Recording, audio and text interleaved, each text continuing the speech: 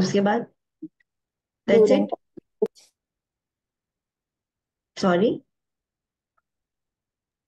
Physiological okay, physiological changes, then Under height.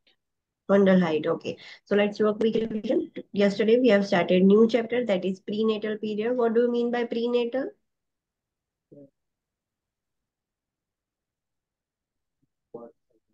Yes, before delivery. Natal मतलब delivery का period होता है। So before delivery का जो भी पीरियड है, 9 मंथ्स की प्रेगनेंसी का पीरियड, उसको प्री नेटल पीरियड बोलते हैं। Next is gestation. What is gestation? Again yes, fertilization से लेके डेट ऑफ डिलीवरी तक का जो भी पीरियड है उसको हम जेस्टेशन बोलते हैं। एंड हमने ईडीडी कैलकुलेशन देखा था। नाइगल्स रूल्स उसने दिया है कि ईडीडी कैसे कैलकुलेट करनी है। So how you will calculate EDD?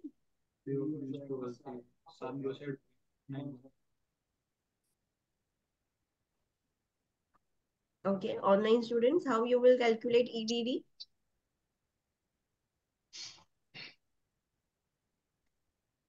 First day First of last menstrual LMP period. Add first 9 months and LMP 7 days. 9 month plus 7 days. Yes, जो एलएमपी है उसमें फर्स्ट डे देखना है, लास्ट डे जब menstruation खत्म हुआ था वो डेट नहीं देखनी है, जब स्टार्ट हुआ था। So first day of LMP से लेके उसमें 9 मंथ्स ऐड करने हैं एंड देन 7 डेज ऐड करने हैं। So this is how you will calculate just EDD. Then gravida and parity. What is gravida? Online students, what is gravida? Pregnant person. Number pregnancy, yes, कि कितने time pregnant है person. So nulligravida मतलब? मुझे एक बार पढ़ना है। Who has never been pregnant. Yes, वो person है जो फीमेल है, वो कभी भी प्रेग्नेंट हुई नहीं है। प्राइमी ग्रेविडा मतलब? फर्स्ट टाइम मुझे नहीं First फर्स्ट पता। time pregnancy. pregnant. यस, वो फर्स्ट प्रेगनेंसी है। मल्टी ग्रेविडा मतलब? मोर than 2 pregnant. More yes, than two मोर times. देन 2 टाइम्स वो प्रेग्नेंट हो चुकी है। पैरिटी मतलब?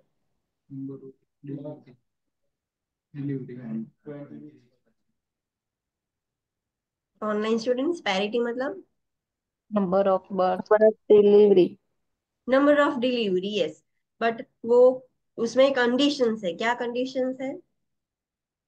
Twins admit. उसको 20 वीक्स के बाद होना चाहिए। 20 वीक्स से पहले अगर डिलीवरी होती है तो उसको पैरिटी में कंसिडर करेंगे, No. अबॉर्शन कंसिडर करेंगे। Yes, so first condition is कि 20 वीक्स के बाद हो डिलीवरी तो पैरिटी कंसिडर होगी। देन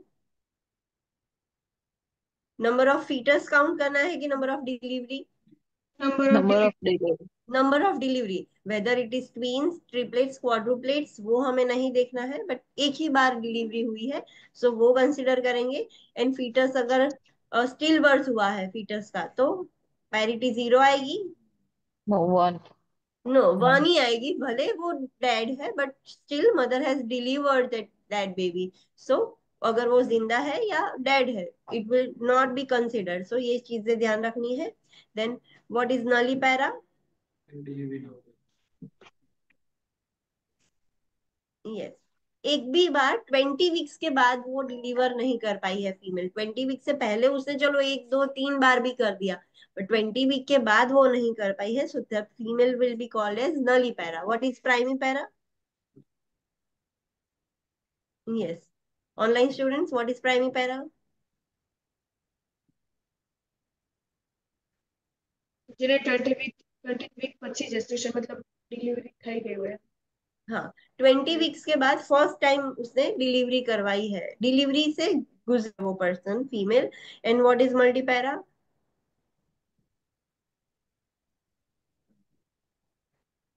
2 बार से ज्यादा उसने डिलीवरी, उसकी डिलीवरी हुई है, वो भी 20 वीक्स के बाद। सो 20 वीक्स के बाद more than 2 times she has undergone a delivery process, labour process. Then next we have seen GTPAL। So what is that? Full form क्या है जी का? Gravity. Gravidity. T? Term birth. किसको term birth बोलोगे आप? 36 weeks? 37 week. 37 weeks से बाद की जो मतलब डिलीवरी होती है उसको टर्म बर्थ बोलते हैं। P stands for term pre term birth. So pre term किसको बोलोगे? और 36। birth before 37 weeks. A stands for abortion, abortion or miscarriages, and L stands for live Living living child. Child. Yes, but आपको living child में वो ध्यान रखना है कि अगर ट्वींस, ट्रिपलेट्स, क्वाड्रुप्लेट्स अगर होते हैं, सो नंबर ऑफ फीटस जी में भी नहीं लिखोगे आप, टी में भी नहीं लिखोगे, पी में भी नहीं लिखोगे, ए में भी नहीं लिखोगे. It should be only mention in L. Parity में भी हम नहीं लिख सकते, भले वो ट्वींस, ट्रिपलेट्स, क्वाड्रुप्लेट्स की हुई ना हो. एंड वो भी ध्यान रखना है कि कितने बच्चे लाइव है, अभी कितने बच्चे जिंदा है. लाइक इतने सारे बच्चे की डिलीवरी हुई है but no one is alive right now, so आप नहीं मेंशन कर सकते. Okay, so make sure understand all this things. Next we have completed pregnancy signs. तो कितने साइंस थे प्रेगनेंसी में? 3 signs: which are they? presumptive, probable, and possible. Presumptive, probable and positive. What is presumptive का मतलब क्या? Assume तो करें कि मदर एक्सपीरियंस कर. मदर को फील होगा कि समथिंग इज एबनॉर्मल, बट उससे कंफर्म नहीं कह सकते कि हाँ मदर प्रेग्नेंट ही होगी. सो that is presumptive science. What is probable? Yes, presumptive से थोड़े अच्छे साइंस होंगे कि जो इशारा करेंगे कि हाँ प्रेगनेंसी हो सकती है. They are more definite compare to presumptive, but they are not as much accurate as positive signs. जो पॉजिटिव साइंस जैसे एक्यूरेट है, उसमें कुछ भी मिस्टेक नहीं हो सकती, उसमें बता गया मतलब वो प्रेग्नेंट है. सो पॉजिटिव साइंस जितने एक्यूरेट नहीं होंगे, बट प्रिजम्पटिव से थोड़े डेफिनेट साइंस होंगे. And what is positive? confirm आर करे कि confirm. pregnant yes, diagnostic test से, रेडियोलॉजिकल टेस्ट से कंफर्म किया है कि हाँ मदर प्रेग्नेंट ही है. So list out all the presumptive science.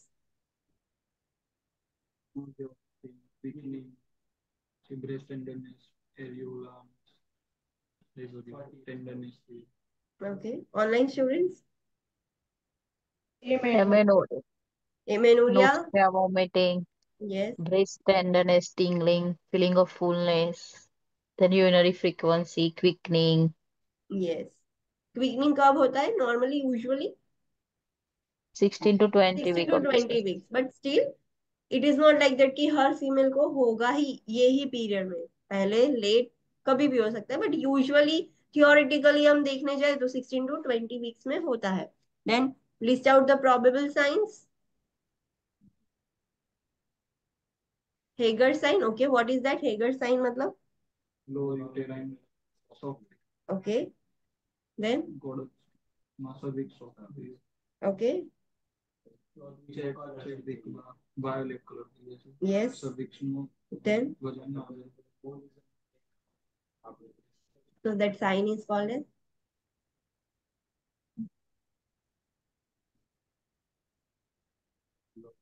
ballotment. Okay, online students, list out the probable signs. Goodell sign, Goodell sign, what is that?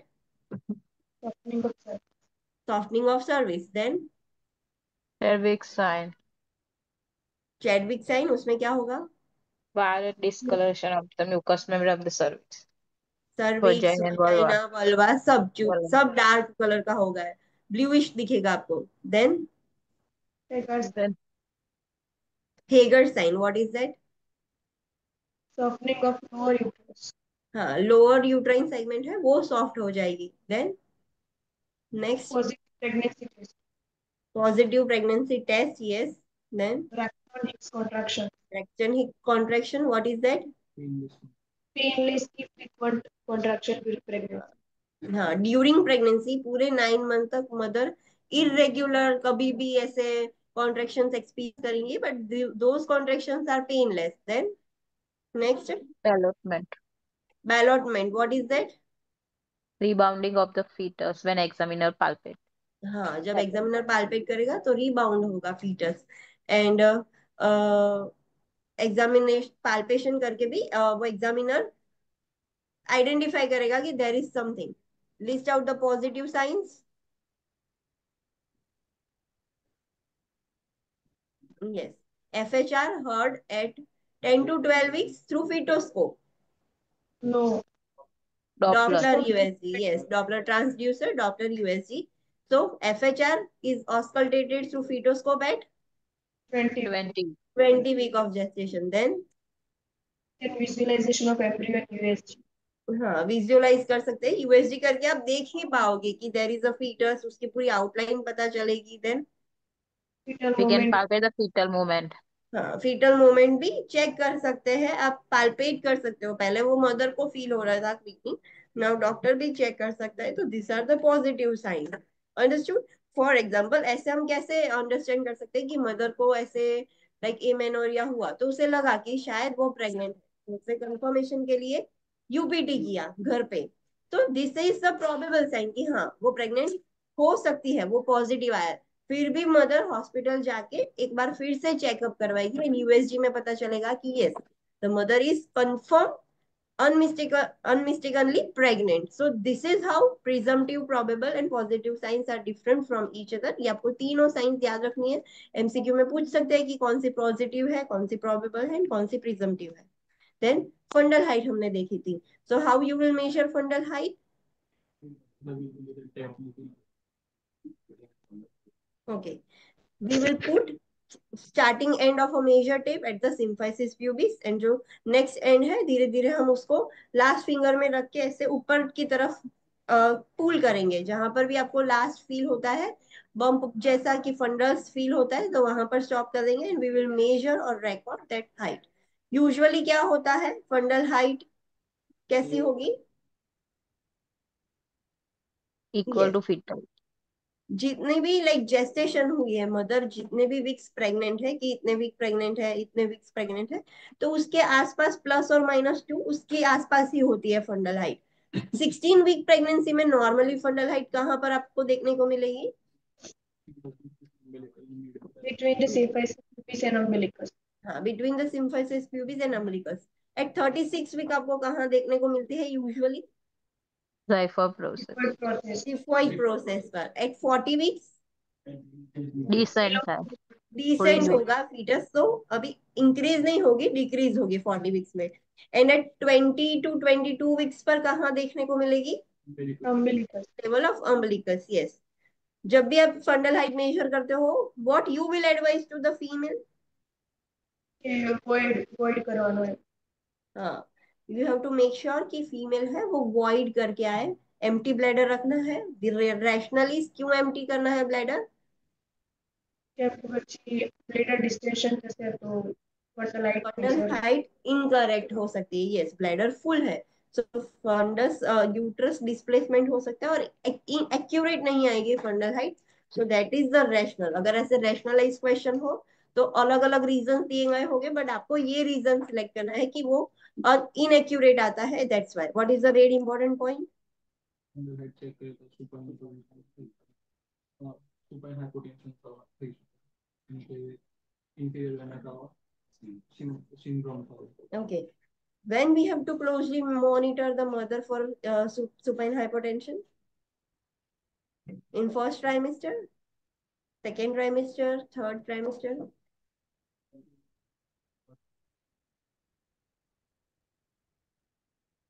After second, during second. And yes second trimester. तो यहाँ पर 20 weeks लिखा है, तो अगर question में second trimester लिख दिया है तो don't get confuse. 20 weeks means कौन सा month? Fifth month, and it is included in second trimester.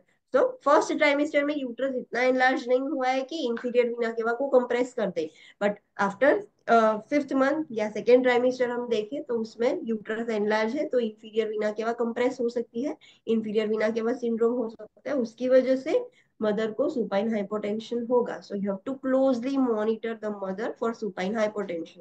अगर सुपाइन हाइपोटेंशन ऐसे लग रहा है कि उसका ब्लड प्रेशर ड्रॉप हो रहा है, तो you immediately give the sitting position to mother, because अगर ब्लड फ्लो ऑब्स्ट्रक्ट हो गया फीटस तक तो there will be a problem. So ये आपको ध्यान रखना है। देन हमने फिजियोलॉजिकल, यस सुपर हाइपोटेंशन में लेफ्ट लेटरल पोजीशन नहीं આપવાની મતલબ. हाँ लेफ्ट लेटरल दे सकते हैं, बट अगर तुरंत हुआ है तो आप लेफ्ट लेटरल दे सकते हो या फिर सिटिंग, बट आपको any how blood flow start रखना है। सुपाइन ही रखोगे तो ब्लड फ्लो ऑब्स्ट्रक्ट हो जाएगा। Left lateral is the best position.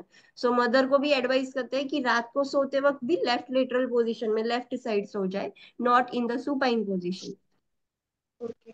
Yes, physiological pregnancy science हमने देखे थे, तो what is the red important point? Yes, whenever you are caring for a pregnant client, you always have to consider clients, online students, Health what? beliefs, values and family expectations. हाँ, cultural belief, religious belief, health belief, जो भी उसके values है, preferences है, वो हमें ध्यान में रखना है। देन फर्स्ट हमने देखा कार्डियोवेस्कुलर सिस्टम, उसमें क्या चेंजेस होंगे, चलो बोलो। circulation, plasma increase, पूरा सर्कुलेटिंग वॉल्यूम इंक्रीज हो जाएगा 40 to 50%। नंबर याद रखने की जरूरत नहीं, you will not be ask कि कितने परसेंट इंक्रीज होता है, but it is 40 to 50%। Red blood cells, plasma सब इंक्रीज हो जाएगा। दूसरा क्या चेंज देखने को मिलेगा?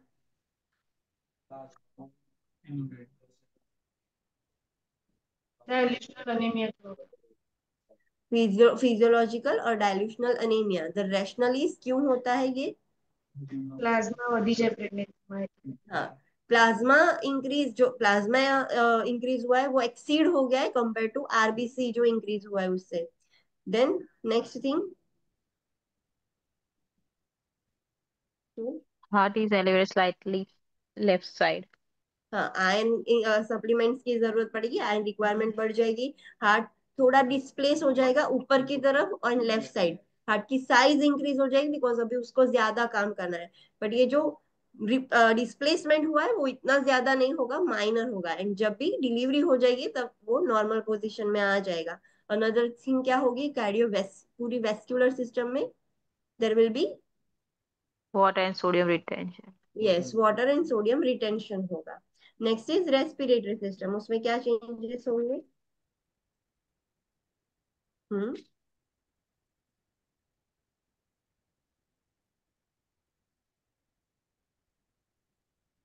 तो એના લીધે શું થશે? તો એના લીધે શું થશે?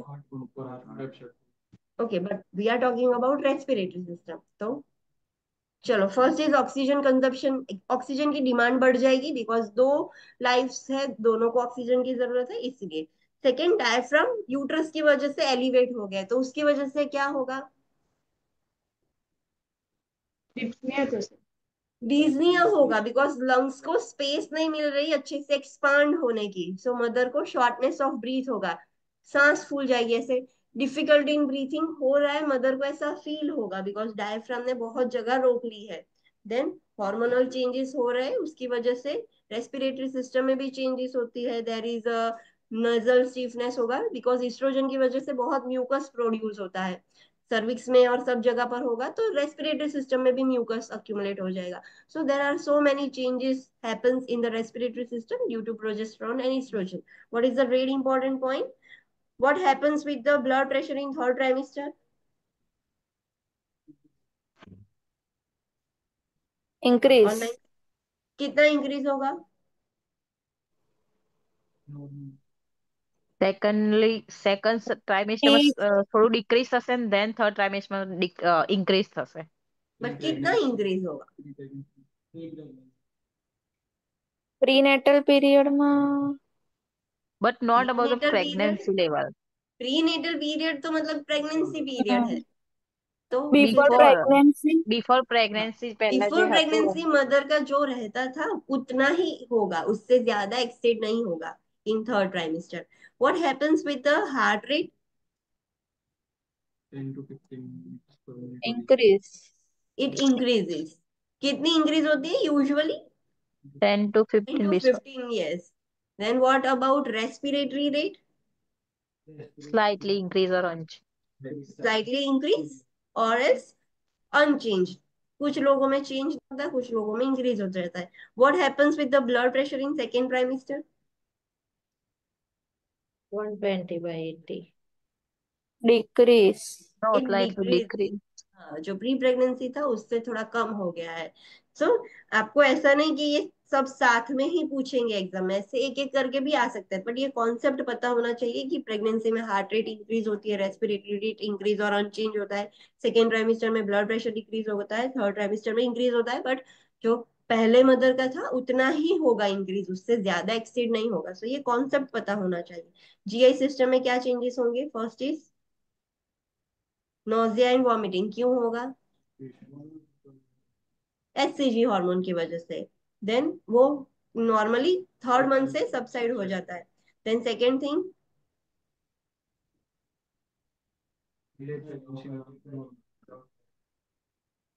हाँ ऑनलाइन स्टूडेंट्स, चलो जल्दी बोलो। अर्ली कौन सा? प्रेग्नेंसी में हेपेटाइट इंक्रीज થશે then decrease થઈ જશે बाय इट गेट डिक्रीज। કેમ મોટિલિટી કે ડિક્રીઝ થશે. gastric motility decrease થઈ જશે यूट्रस बढ़ गया है, मोटिलिटी कम हो गई है, तो मदर को फुलनेस ही फील होगा, एम्प्टी होगा ही नहीं स्टमक, ऐसा लगेगा, तो उसको भूख नहीं लगेगी। देन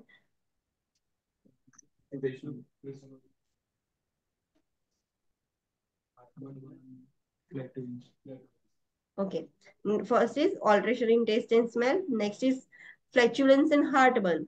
तो एक तो रीजन है यूट्रस एनलार्ज हो रहा है, the hormonal reason is progesterone की वजह से हो रहा है। Then next thing online students क्या होगा? और hemorrhoids हेमरोइड्स हो because of सकता है। increased venous pressure हाँ बिकॉज उसकी वजह से लाइक वीनस प्रेशर बहुत हो गया है, सो हेमरोइड्स हो सकते हैं। देन कॉन्स्टिपेशन क्यों हो? Constipation. Motility decrease. And another reason, progesterone increase. Yes due to progesterone. Then gums, swollen gums and bleeding gums क्यों हो सकता है? increased level of increase estrogen oestrogen. Oestrogen की वजह से। टाइलिज्म क्यों होता है? Increase oestrogen. ईस्ट्रोजन की वजह से। व्हाट इज दैट टाइलिज्म मतलब? Yes excessive secretion of saliva, saliva का प्रोडक्शन और सिक्रीशन ज्यादा हो गया है। रीनल सिस्टम में क्या चेंजेस होंगे?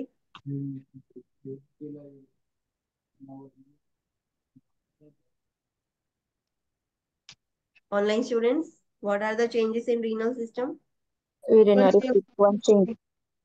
in first trimester, second trimester and third trimester? no, only first and First third, not third. Okay, trimester. first and third trimester. The reason is first ટ્રાઇમેસ્ટરમાં first માં third sensitivity થઈ જશે second માં habitual થઈ જશે and third માં પછી enlarge થઈ जैसे એટલા માટે हाँ सो हैबिचुअल है फिर भी वो होल्ड नहीं कर पा रहे। अनदर क्या चेंजेस होते हैं ब्लैडर के मसल्स में? Decrease tone of bladder muscles, bladder muscles के टोन्स डिक्रीज हो जाएंगे due to increase progesterone and estrogen level. उसकी वजह से क्या होता है? ब्लैडर कैपेसिटी क्या हो जाएगी? Increase. इंक्रीज हो जाती है। Normally in pregnancy bladder capacity increase हो जाती है due to progesterone. Next thing क्या होगा? इंक्रीज ग्लूकोज थ्रेशोल्ड, Reduce થશે. डिक्रीज हो जाएगा। तो उसका मतलब क्या?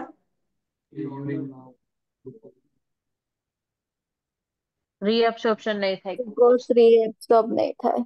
जो रीएब्जॉर्प्शन होने होने की जो प्रोसेस है, जो ग्लूकोज फिल्टर होके रीएब्जॉर्ब होना था, तो उसकी बजाय क्या हो रहा है कि ग्लूकोज रीएब्जॉर्ब नहीं हो रहा है, लीक हो रहा है, थोड़ा थोड़ा बट लीक हो रहा है।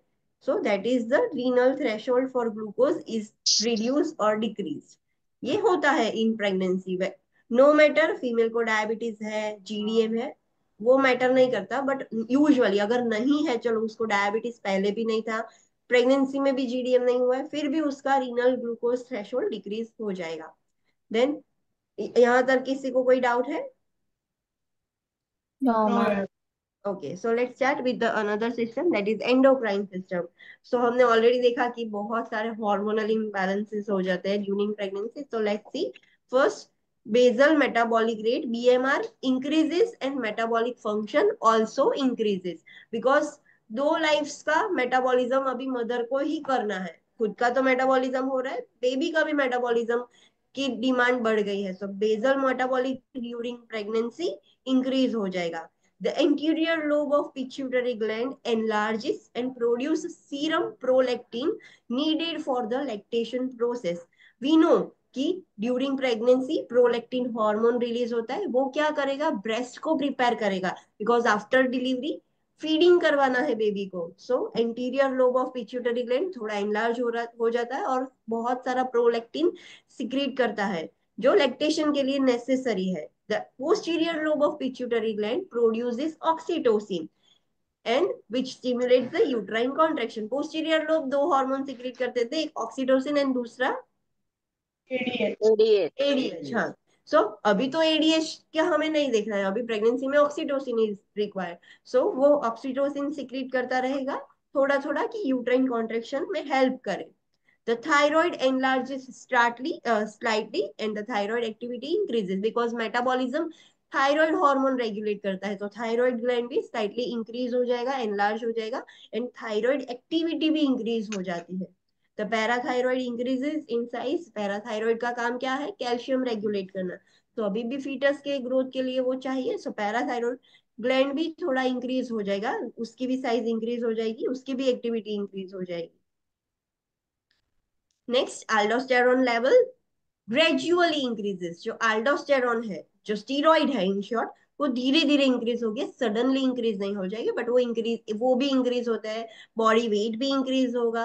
Water retention is increase which can contribute to weight gain. Obviously both are interconnected. aldosterone increase होंगे, so it retains sodium and water, so water retention भी इंक्रीज होगा जिसकी वजह से वेट गेन भी हो सकता है. The pancreas increases the insulin production. Pancreas का भी काम बढ़ जाएगा. अभी मदर को डायबिटीज नहीं करना है, होता है प्रेगनेंसी में, but the pancreas is trying so hard कि मदर को जेस्टेशनल डायबिटीज ना हो. अगर वो नहीं कंपेंसेट कर पाता है तो इन प्रेगनेंसी उसको हो जाता है. इन शॉर्ट सारे हॉर्मोन्स इंक्रीज हो जाएंगे to compensate the need of two lives. Understood? Endocrine में याद रखना है कि सारे ग्लैंड्स, सारे हॉर्मोन्स उसका फंक्शन इंक्रीज कर देंगे, बिकॉज अभी एक के लिए नहीं, दो के लिए काम करना है उनको. That's why. Next is reproductive system. Reproductive system में हम ईच एंड एवरी ऑर्गन देखेंगे कि सारे ऑर्गन्स में क्या चेंजेस होते हैं. So first is uterus. Uterus enlarge होगा साइज में. पहले यूट्रस प्री प्रेग्नेंट स्टेट में यूट्रस का वेट कितना होता है? 60 grams. And during pregnancy, like pregnant जो यूट्रस होता है उसकी उसका वेट कितना होगा? 1 kg, 1000 ग्राम. सो 60 ग्राम से 1 kg तक का उसका वेट चेंज हो जाता है. उसमें हाइपरप्लेशिया एंड हाइपरट्रॉफी देखने को मिलती है due to estrogen. Hyperplasia means Increasing increased number of size, cells. Number of increased cells. number of cells, and hypertrophy means Increase size. Size of cell. So दोनों की वजह से यूट्रस एनलार्ज हो रहा है. Size and number of blood vessels and lymphatics also increases. नई blood vessels बननी start हो जाएगी कि जो यूट्रस को एक्स्ट्रा ब्लड सप्लाई कर सके, बिकॉज अंदर फीटस है. सो number and size of blood vessels also increases. Lymphatic vessels है वो भी इंक्रीज हो जाएगी, नई एक्स्ट्रा बननी स्टार्ट हो जाएगी. Irregular contraction occurs typically beginning after 16 weeks of gestation. So they are talking about Braxton Hicks. Braxton Hicks 16 week of pregnancy के बाद वो स्टार्ट हो जाएंगे इरेगुलरली, कभी भी पूरी प्रेगनेंसी तक वो चलते रहेंगे. So this changes happens in uterus. Next is ovaries. Ovaries में क्या चेंजेस होंगे? So a major function of the ovaries is to secrete progesterone for the first 6 to 7 weeks for pregnancy. We know कि पहले 3 महीने तक का main ovary का function क्या है? इस्ट्रोजन एंड प्रोजेस्टेरॉन सिक्रीट करते रहना कि जब तक प्लासेंटा अच्छे से फुल्ली फंक्शन ना हो जाए. The maturation of new follicles is block. हाँ, जब मदर प्रेग्नेंट हो जाती है तो नए फॉलिकल्स बनना स्टॉप हो जाता है. हमने देखा था कि एक बार अगर चलो फर्टिलाइजेशन नहीं हुआ है तो फिर से ये प्रोसेस स्टार्ट हो जाती है, बहुत सारे फॉलिकल्स बनते हैं, उसमें से एक मैच्योर होता था, तो अभी ये प्रोसेस ब्लॉक हो गई है. The ovary ceases the ovum production. अभी ओवरीज का काम फुल्ली बंद है. अभी नया ओवम भी नहीं बना रही है ओवरीज, फॉलिकल्स भी नहीं अंदर ग्रो हो रहे हैं, मैच्योर हो रहे, कुछ नहीं होगा ओवरीज में. Next is cervix. सर्विक्स में क्या चेंजेस होंगे? So cervix becomes shorter, more elastic and larger in diameter. Okay, normally we know कि ऐसा होता है. Uterus, this is uterus and this is cervix. थोड़ा होता है सब पोर्शन, इतना होता है. This is internal os, this is external os. जैसे यूट्रस ऐसे बड़ा होगा तो सर्विक्स की साइज ऐसे छोटी हो जाएगी. बहुत लंबा नहीं होगा बिकॉज यहाँ से ग्रो हो गया है। आप बलून देखते हो, जब नया बलून होता है तो बलून के माउथ का आगे का थोड़ा बड़ा होगा। जैसे ही आप बलून ब्लो करोगे वो आगे का जो थोड़ा स्ट्रेट पोर्शन था वो छोटा हो जाएगा। तो सर्विक्स भी ऐसे शॉर्ट हो जाता है, एकदम इलास्टिक हो जाएगा और उसका डायमीटर भी बढ़ जाएगा। हम देखते हैं कि जब डिलीवरी होने वाली होती है तो 10 सेंटीमीटर डायलेट होता है ना, तो वैसे उसका डायमीटर भी बढ़ जाता है। Endocervical gland secretes a thick mucus plug which is expelled from the canal when dilation begins. Yes, cervix में जो एंडो सर्विक्स के अंदर ग्लैंड्स होते हैं, वो क्या करेंगे, एकदम थिक एक म्यूकस प्लग बना देंगे सर्विक्स के ऊपर, क्लोज कर देंगे कि जिसकी वजह से कुछ भी एक्सटर्नल बैक्टीरिया की कुछ भी अंदर फीटस तक ना जा पाए। वो एकदम लॉक कर देंगे, एक म्यूकस से पूरा प्लग करके लॉक कर देंगे। और वो कब निकलेगा, जब डायलेशन स्टार्ट हो जाएगा डिलीवरी के वक्त, तो पहले वो म्यूकस निकलता है, जैसे ही म्यूकस निकलेगा तो पूरा एमनियोटिक फ्लूइड लीक होके बाहर आ जाएगा। सो एक लॉक जैसा बना देता है सर्विक्स में। increased vascularization and increase in estrogen cause softening and violet discoloration known as Chadwick sign which occurs at about 6 weeks of gestation. ये cervix में भी दूसरे क्या changes होंगे, so Goodell sign, Chadwick sign, ये सब देखने को मिलता है। उसमें vascularization भी increase होगा, मोर ब्लड सप्लाई स्टार्ट हो जाएगा, वो एकदम सॉफ्ट हो जाएगा due to estrogen, violet discoloration देखने को मिलेगा। सो उसको Goodell sign and Chadwick sign हम बोलते हैं, जो 6 वीक्स ऑफ जेस्टेशन में देखने को मिलेगा हमें। Next is vagina. वजाइना में क्या चेंजेस होंगे, so hypertrophy and thickening of muscle occurs. Yes, जो वजाइनल वॉल है वो पूरी मस्क्यूलर वॉल है अंदर से, सो उसमें भी हाइपरट्रॉफी, वजाइना के जो सेल्स होते हैं वो भी बड़े हो जाते हैं और थिक हो जाते हैं। कि जब चाइल्ड डिलीवर हो तो वजाइना की वॉल अगर थीन होगी तो लेसरेशन होंगे, इंजरी हो सकती है। सो वो वॉल भी एकदम ठीक हो जाएगी कि इंजरी ना हो। An increase in vaginal secretion is experienced. Secretions are usually thick, white and acidic. अभी जो वजाइना है उसमें सिक्रीशंस भी इंक्रीज हो जाएंगे, और ये सिक्रीशंस एकदम थिक होंगे, वाइट होंगे और एसिडिक होंगे, कि जिसकी वजह से दोनों से प्रोटेक्शन मिलता है। कि कोई भी बैक्टीरिया की चलो कुछ भी एंटर करने का ट्राई करेगा वजाइना से, तो एक तो एसिडिक मीडियम से ही वो वहां पर डेड हो जाएंगे सारे बैक्टीरिया और वायरसेस। और अगर चलो आगे चले भी गए तो there is a mucus plug, so वो अंदर जा ही नहीं पाते फीटस तक। So this is the protective type of measures taken by vagina and cervix naturally, वो नेचुरली ऐसा हो जाता है उसमें। Next is breast. ब्रेस्ट में क्या चेंजेस होंगे, सो breast changes occurs because there is an increase in estrogen and progesterone. Estrogen and progesterone की वजह से breast changes देखने को मिलते हैं। ब्रेस्ट साइज इंक्रीज हो जाती है एंड ब्रेस्ट में be tender and feel full beginning by the 6 week of pregnancy. Breast एकदम इंक्रीज हो जाएंगे साइज में, एकदम टेंडर फील होगा और फुल जैसा फीलिंग होगा मदर को 6 वीक ऑफ प्रेगनेंसी से। The females experience this changes during menstrual cycle also. जब मेंस्ट्रुअल साइकिल होती है, when there is a increased production of progesterone and estrogen because they are waiting for the sperm to come to get the fertilized ovum. So तब भी females ये same चीज experience करती है, but fertilization नहीं होता है तो वो तुरंत down हो जाता है। So ये changes भी चले जाते हैं। Nipples become more pronounced, the areola become darker in color, the superficial vein become prominent, वो एकदम easily दिखेगी ब्रेस्ट पर।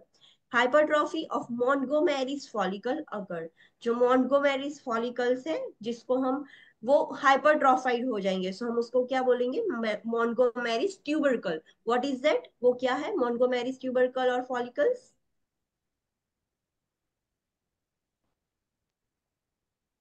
Online students, what is that Montgomery? जी एरियोला पर डॉट डॉट जो हुआ है मतलब हाँ, जो कुछ तो एरियोला है उसके ऊपर लिक्विड। छोटे छोटे फॉलिकल्स होते हैं। ये फॉलिकल्स साइज में इंक्रीज हो जाएंगे, हाइपरट्रॉफी हो जाएंगे।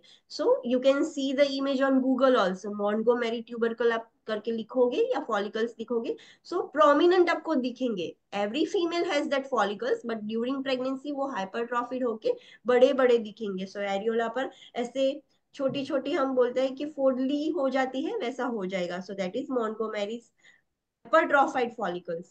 Next is colostrum may leak from the breast. Yes, certain female experience these changes also. Naturally उसमें से कोलेस्ट्रॉल लीक होना स्टार्ट हो जाता है ब्रेस्ट में during pregnancy. This is all about reproductive system changes. उसमें हमने यूट्रस का देखा, ओवरीज का देखा, सर्विक्स, वजाइना एंड ब्रेस्ट, सारे रिप्रोडक्टिव ऑर्गन्स के चेंजेस देख लिए। Next is the changes in skin. So some changes occur because the level of melanocyte stimulating hormone increases as a result of increase in estrogen and progesterone level. These changes includes the following. Yes, skin पर changes क्यों देखने को मिलते हैं?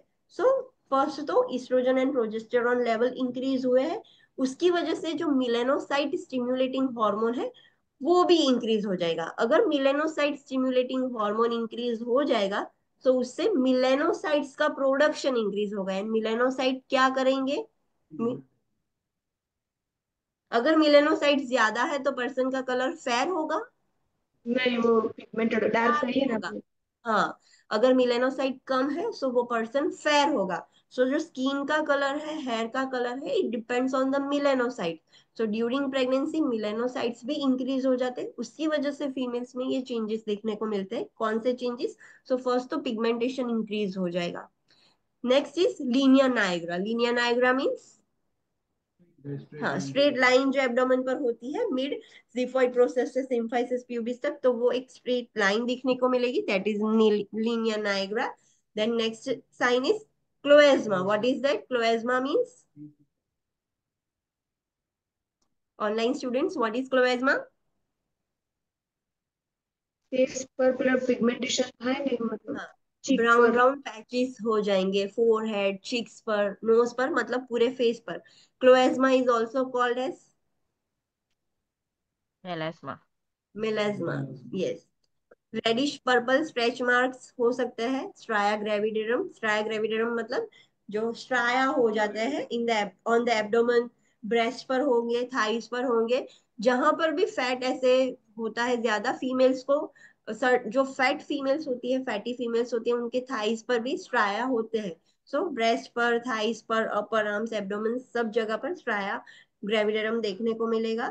Vascular spider navy में occur on the neck, chest, face, arms, and legs. What is that? Vascular spider navy.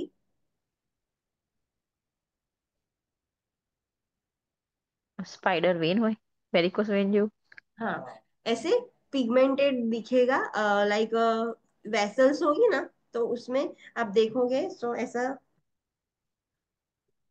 Circle जैसा होगा, और ऐसे ऐसे लाइक स्पाइडर हो ना वैसे दिखता है थोड़े थोड़ी जगह पर, लाइक आर्म्स पर, फेस पर, कुछ कुछ जगह पर एक दो ऐसे सेपरेटेड दिखेगा, बट वेस्क्यूलर स्पाइडर नेवी दिखेगा। रेट ऑफ हेयर ग्रोथ में इंक्रीज, कुछ फीमेल्स में इंक्रीज हो जाता है, कुछ में नहीं, so it may increases, not always increase. Skin changes may be emotionally distressing for the expectant individual, but they are clinically insignificant and usually disappear shortly after birth. Yes, ये जो सारे स्किन चेंजेस हो रहे हैं तो females के लिए थोड़ा डिस्ट्रेसिंग होगा, बिकॉज कितना सारे चेंजेस हो रहे हैं, उनके फेस पर पैचेस हो रहे हैं। सो ये सब चीजें उनको थोड़ी डिस्ट्रेसिंग लगेगी। हाँ, बट ये इनसिग्निफिकेंट है, लाइक डिलीवरी के बाद ये धीरे धीरे सबसाइड होके चले जाएंगे।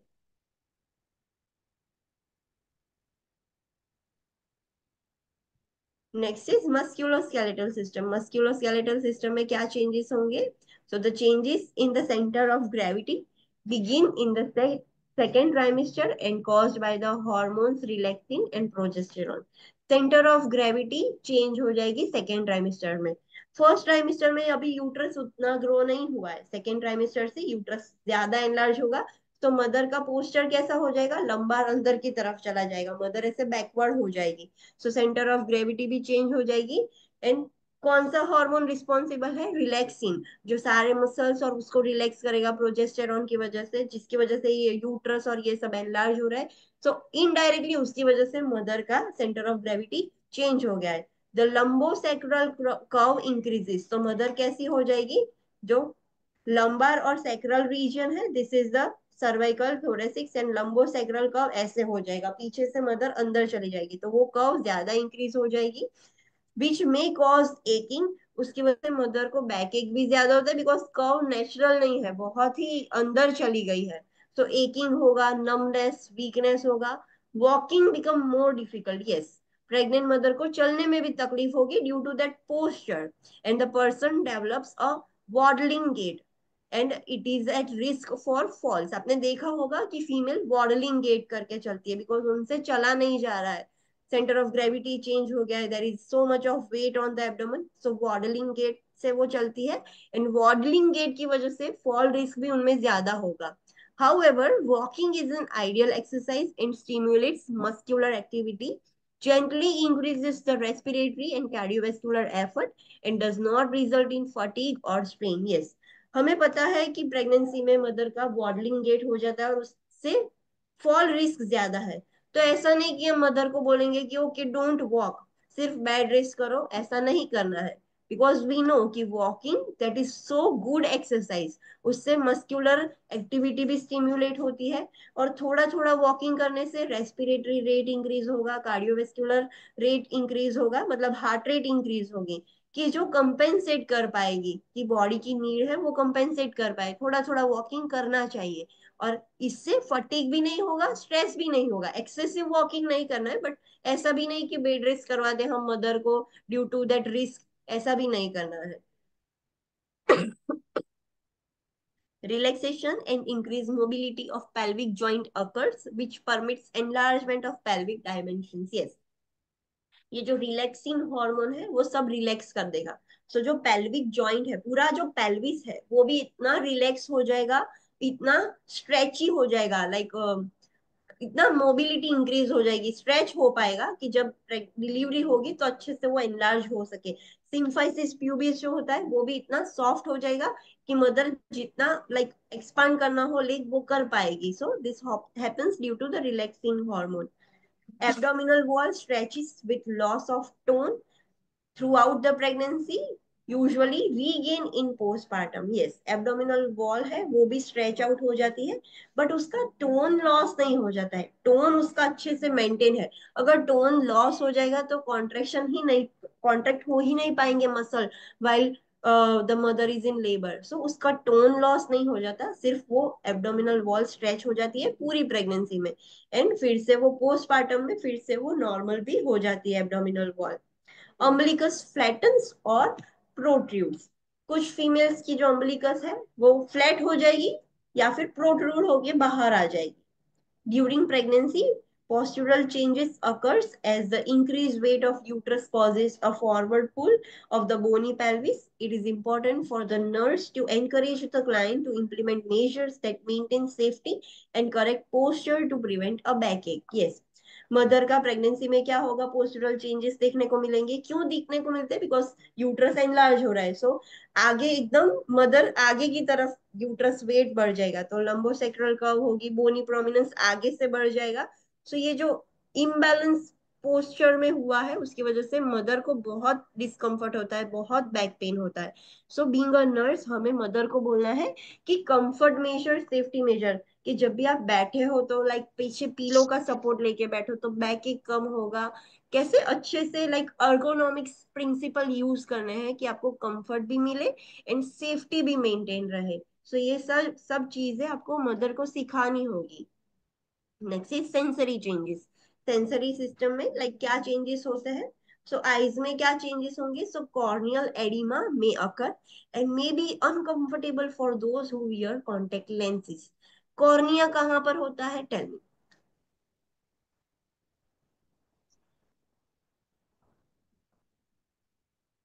That is pupil. Where is cornea? જે ટ્રાન્સપરન્ટ આઈ એની ट्रांसपेरेंट ઉપર आई, હોય ને ટ્રાન્સ हाँ, ट्रांसपेरेंट लेयर। जो आइरिस और प्यूपिल है उसके ऊपर भी एक ट्रांसपेरेंट कवरिंग जैसा है, so that is cornea. So due to this enlarge uterus, और आपने देखा कि वेस्क्यूलर वॉल्यूम भी बढ़ गया है, so much of venous pressure, so उसकी वजह से कॉर्नियल एडिमा भी हो जाता है। सो जो भी फीमेल्स लेंसेज पहन रही है उनको थोड़ा ज्यादा डिस्कम्फर्ट होगा, बिकॉज कॉर्निया में एडिमा हो गया है, तो लेंस पहनने से थोड़ा डिस्कम्फर्ट होगा। ईयर्स में क्या चेंजेस होंगे? So changes in the mucus membrane of eustachian tube occur from increase level of estrogen. Yes, estrogen की वजह से पूरी बॉडी में म्यूकस सिक्रीशन बढ़ जाता है, weather it is cervix, vagina, respiratory system या फिर ईस्टेशियन ट्यूब, कहीं पे भी है, सारी जगह पर म्यूकस सिक्रीशन इंक्रीज हो जाएगा। सो जो ईस्टेशियन ट्यूब है उसमें म्यूकस अक्यूमुलेट हो जाएगा। Where is the eustachian tube located? Middle ear. Middle ear से कहाँ पर वो ओपन होती है? कहाँ? Outer side, external ear? Nurse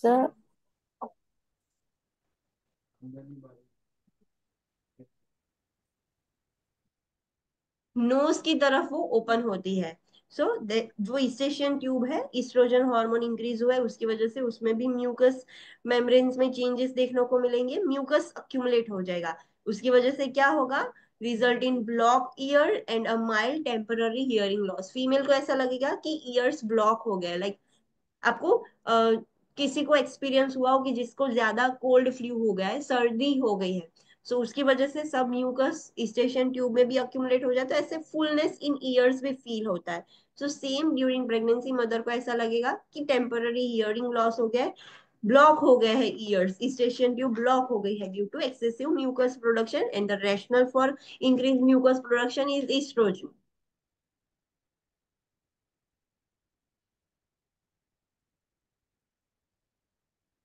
okay, so this is all about physiological change. Physiological changes जो हमने सिस्टम वाइज देखे कि सारी सिस्टम में कौन से चेंजेस होते हैं। नाउ साइकोलॉजिकल चेंजेस देखने हैं कि साइकोलॉजिकली क्या चेंजेस होते हैं मदर में। So first changes एम्बिवलेंस। What is that? एम्बिवलेंस मतलब क्या? मिक्स फीलिंग आ रही। हाँ, तो मदर इज नॉट श्योर कि वो हैप्पी है या दुखी है, पता नहीं है, मिक्स्ड फीलिंग्स है। So ambivalence may occur in early pregnancy even when the pregnancy is plan. Yes, उसने प्रेगनेंसी प्लान करके लाइक कंसीव किया है, दोनों कपल ने प्लानिंग करके कंसीव किया है, they want the child, that's why they have now become pregnant. फिर भी अर्ली प्रेगनेंसी में उसको एम्बिवेलेंस होगा, the mother will be not sure कि क्या करूं मैं, तो एम्बिवेलेंस होता है। The pregnant parent may experience a dependence independence conflict and ambivalence related to role changes. जो प्रेग्नेंट पेरेंट्स है दोनों, लाइक मेल और फीमेल, दोनों को डिपेंडेंस इंडिपेंडेंस कॉन्फ्लिक्ट होगा कि उनके अभी एम्बिवेलेंस फील होगा कि रोल चेंजेस हो जाएंगे, उसकी वजह से उनको स्ट्रेस भी होगा एंड दे आर हैप्पी कि एक मेंबर भी आ रहा है, so they are not sure कि क्या होगा। The client may also feel unsure of the ability to be a good parent. उनको ये भी लाइक फील होगा कि वो अच्छे पेरेंट्स तो बन पाएंगे या नहीं, सो उसमें भी लाइक कॉन्फ्लिक्ट हो जाएगा। The parent may experience ambivalence related to new role being assumed. Partner. The partner may experience ambivalence related to the new role being assumed, increased financial responsibility, and sharing the birth parents' attention with the child. Yes. अभी जो partner है, female का partner है, उसको भी ambivalence feel होगा। ऐसा नहीं कि सिर्फ फीमेल को होता है, दोनों को फील होता है एम्बिवेलेंस रोल चेंजेस की वजह से। सो पार्टनर को क्या लगेगा कि अभी उसकी भी फाइनेंशियल रिस्पॉन्सिबिलिटी बढ़ जाएगी, उसका जो पार्टनर है, उसकी जो वाइफ है, उसका अटेंशन डिवाइड हो जाएगा। अभी पहले क्या था, चाइल्ड के पहले पूरा अटेंशन वो अपने हस्बैंड को दे रही थी, अभी चाइल्ड आ जाने के बाद आधा अटेंशन चाइल्ड को मिल जाएगा। सो दोनों मिक्स्ड फीलिंग्स होती है, they are happy also and they are sad also कि ये सब होगा, so they are not sure कि वेदर दे आर हैप्पी और सैड, सो एम्बिवेलेंस होता है दोनों में। Next is acceptance. एक्सेप्टेंस क्या होगा, किसमें होगा? So factors that may be related to acceptance of pregnancy are person's readiness for the experience and identification with the parenthood role. Yes, कुछ लोग प्रेगनेंसी एक्सेप्ट कर सकते हैं, कुछ लोग नहीं कर सकते, तो वो किस पर डिपेंड करता है? एक्सेप्टेंस ऑफ प्रेगनेंसी किस पर डिपेंड करेगा? सो फर्स्ट तो पर्सन की रेडीनेस है, वो खुद रेडी है, the person want to experience the parenthood role, उसको पेरेंट बनना है, उसको एक्सपीरियंस करना है। अगर वो उसके लिए रेडी है तो वो इजीली एक्सेप्ट कर पाएंगे अपनी प्रेगनेंसी को। Specific developmental task must be accomplished successfully for positive parental role adaptation. Yes, पूरी प्रेगनेंसी में 9 मंथ में there are specific developmental task. So सारे डेवलपमेंटल टास्क अगर अकम्प्लिश हो जाए पूरे 9 मंथ पर जो भी रिस्पॉन्सिबिलिटीज थी, जो चेंजेस थे, उन्होंने अच्छे से हैंडल कर लिया। सो वो अच्छा लाइक पेरेंटल रोल अडेप्ट कर पाएंगे, दे विल बिकम गुड पेरेंट्स। अगर वो अच्छे से सक्सेसफुली उन्होंने कंप्लीट नहीं किया है, so will not B a good parents, जो पेरेंटल रोल था वो नेगेटिव हो जाएगा। This task for birthing parent includes accepting the pregnancy, identifying with the parenting role, solidifying the relationship with partner, establishing a relationship with unborn infant, and preparing for the birth experience. Yes, ये जो हमने देखा कि पूरे जो 9 months of pregnancy है, तो certain developmental task है। तो कौन से टास्क है? तो फर्स्ट इज, पहले तो प्रेगनेंसी है वो एक्सेप्ट करना है कि हाँ we are now pregnant. Then parenting role identify करना है कि मदर को क्या करना होगा आफ्टर बर्थ, फादर को क्या करना होगा ड्यूरिंग प्रेगनेंसी, फादर का रोल क्या है, सो उनको रोल आइडेंटिफाई करना है। सॉलिडिफाई करना है रिलेशन अपने पार्टनर के साथ, फादर को मदर के साथ अपना रिलेशन अच्छा करना है, मदर को फादर के साथ भी करना है। जो अनबॉर्न इन्फेंट है, जो ऑलरेडी अंदर है मदर के अंदर, उसके साथ भी रिलेशनशिप बनाना है। एंड बर्थ एक्सपीरियंस के लिए प्रिपेयर होना है। सो अगर ये सारे टास्क अच्छे से वो कर पाएंगे, so they will accept the pregnancy very in a very good manner, and they will become they will adapt a positive parent role. मैं एक एग्जांपल दे सकती हूँ आपको। Have you ever watched that movie good news? Good news देखा है? Yes. हाँ, सो इसमें वो एक्सेप्टेंस का प्रॉब्लम था। जो अक्षय कुमार बताया गया है, वो अटैच नहीं हो रहा था अपने अनबॉर्न बेबी से। जो डेवलपमेंटल जो टास्क थे वो फुलफिल नहीं हो रहे थे, and they are not accepting. Specifically जो अक्षय कुमार था वो एक्सेप्ट नहीं कर पा रहा था प्रेगनेंसी को। सो प्रेगनेंसी एक्सेप्टेंस के लिए ये सारे टास्क फुलफिल होने जरूरी है। वो फुलफिल होंगे तभी they will become a good parent. Last में बताते हैं कि वो एक्सेप्ट कर लेता है, but initially the father was not accepting it. So दोनों को ये सारे एक्सेप्ट करने हैं, तभी वो एक्सेप्टेंस आएगा दोनों में। Next is emotional lability. Emotional lability female ज्यादा एक्सपीरियंस करेगी। What is that lability? मतलब we have already seen this. Lability मतलब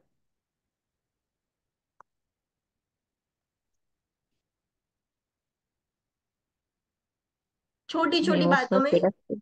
हाँ जो पर्सन का इमोशनल लेबिलिटी, मूड लेबाइल हो जाना, मतलब थोड़ी भी कुछ भी बात होगी सो मूड सर्टेन चेंज हो जाएंगे, there is extreme mood swings. So emotional lability मतलब इमोशनल मूड स्विंग्स होंगे।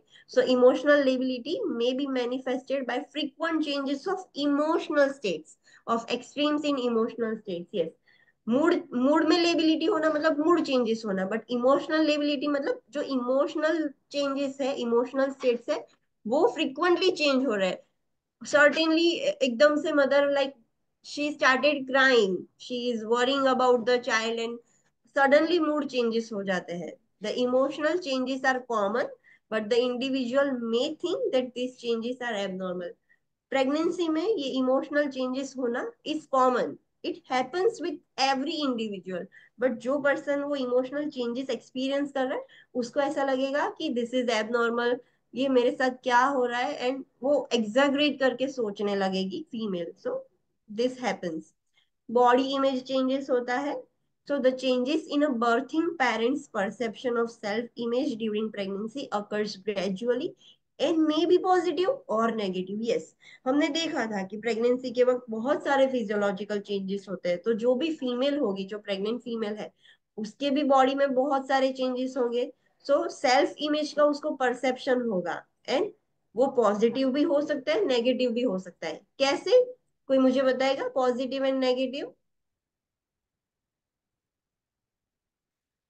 कोई भी, फॉर एग्जाम्पल एक फीमेल है जो प्रेग्नेंट है, ऑब्वियसली उसके अंदर बॉडी चेंजेस होंगे।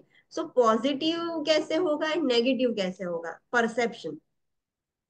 कैसे वो फीमेल खुद के वो जो चेंजेस हो रहे हैं उसको पॉजिटिव मैनर में लेगी, और कैसे नेगेटिव मैनर। નેગેટિવ મતલબ એવું સમજશે કે હું ફેટ થઈ ગઈ ને મારી બોડીમાં બહુ જેમ કે પિગમેન્ટેશન આવી ગયું हाँ, फेस पर એ तो બધું नेगेटिवली वो फीमेल को ऐसा लगेगा कि मेरे फेस पर ऐसे दाग हो गए हैं, मैं फैट हो गई, ये सब हो गया। सो that is a negative perception. Positive perception means, કે પેરેન્ટ્સ બની શકું हाँ, मैं ये सब मेरे बेबी के लिए हो रहा है, मेरे changes, so that is the positive perception. So it is not necessary कि सारी फीमेल्स में पॉजिटिव परसेप्शन होगा, सारी फीमेल्स में नेगेटिव. कुछ फीमेल्स में पॉजिटिव भी होता है, कुछ फीमेल्स में नेगेटिव भी होता है.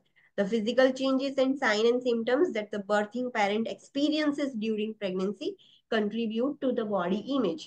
ये जो सारे जो चेंजेस हो रहे हैं, फिजिकल चेंजेस पूरी बॉडी में ड्यूरिंग दैट प्रेगनेंसी, उसकी वजह से उसकी बॉडी इमेज पर भी अफेक्ट होता है. एंड वो परसेप्शन पॉजिटिव या नेगेटिव होगा. रिलेशनशिप विथ फीटस, फीटस के साथ रिलेशनशिप कैसा होगा during pregnancy, that is also a psychological change. So the birthing parent may day dream to prepare for parenthood and think about the parental qualities desiring to possess. Yes, जो female होती है, जो birth देने वाली होती है, वो day dreaming करना स्टार्ट कर देगी कि मेरा बेबी आएगा तो मैं ये करूंगी, वो करूंगी. पेरेंटल क्वालिटीज कैसी होनी चाहिए, मुझे कैसे केयर करनी चाहिए, वो सब ऐसे डे ड्रीमिंग करना स्टार्ट कर देगी while she is pregnant. The birthing parent first accepts the biological fact of being pregnant. First वो पहले तो एक्सेप्ट करती है कि हाँ, now I am pregnant. First वो एक्सेप्ट करेगी, then the birthing parent next accept the growing foetus as a distinct from self and person to nurture. पहले उसने एक्सेप्ट किया कि वो प्रेग्नेंट है. सेकेंड उसने क्या एक्सेप्ट किया कि अभी उसके अंदर जो ग्रो कर रहा है फीटस, वो एक अलग पर्सन है, एक दूसरा कोई एक लिविंग क्रिएचर है जिसको उसको नर्चर करना है, जिसकी उसको केयर करनी है, ऐसा वो एक्सेप्ट करेगी. And finally the berthing parents prepares realistically for the birth and the parenting of the child. वो पहले उसने सब डे ड्रीमिंग कर लिया कि मैं ऐसा करूंगी, वो करूंगी, ऐसा करूंगी, but at the last stage वो रियलिस्टिकली प्रिपेयर हो जाती है कि हाँ, अभी बर्थ होगा, बेबी बॉर्न होगा, तो मुझे कैसे पेरेंटिंग करना है, क्या करना है, वो रियलिस्टिक मैनर में, not a day dreaming type, realistically वो खुद से प्रिपेयर हो जाएंगी berthing parent. So this is all about the psychological changes that happens with the female and their partner. Understood? Yes, ma'am. Okay. So let's take a short break. After that, we will study the discomfort of pregnancy. Okay. So let's start. Discomforts of pregnancy. Discomforts of pregnancy मतलब हमने already जो physiological changes देखे थे कि mother को nausea होता है, constipation होता है, हार्ट बर्न होता है, बैक पेन होता है. सो ये जो सारे चेंजेस होते हैं, this are the discomfort. Mother को अच्छा नहीं लगेगा. सो वो डिस्कम्फर्ट्स क्या होते हैं, और एज अ नर्स हम मदर को क्या एडवाइस कर सकते हैं कि आप ये सब करो तो आपको ठीक हो जाएगा. So let's see the first clinical judgement box. आपको क्वेश्चंस ऐसे ही आएंगे एग्जाम में.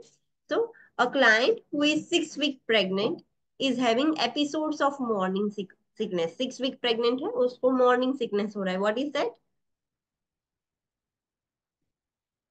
Morning sickness means nausea and vomiting. nausea and vomiting.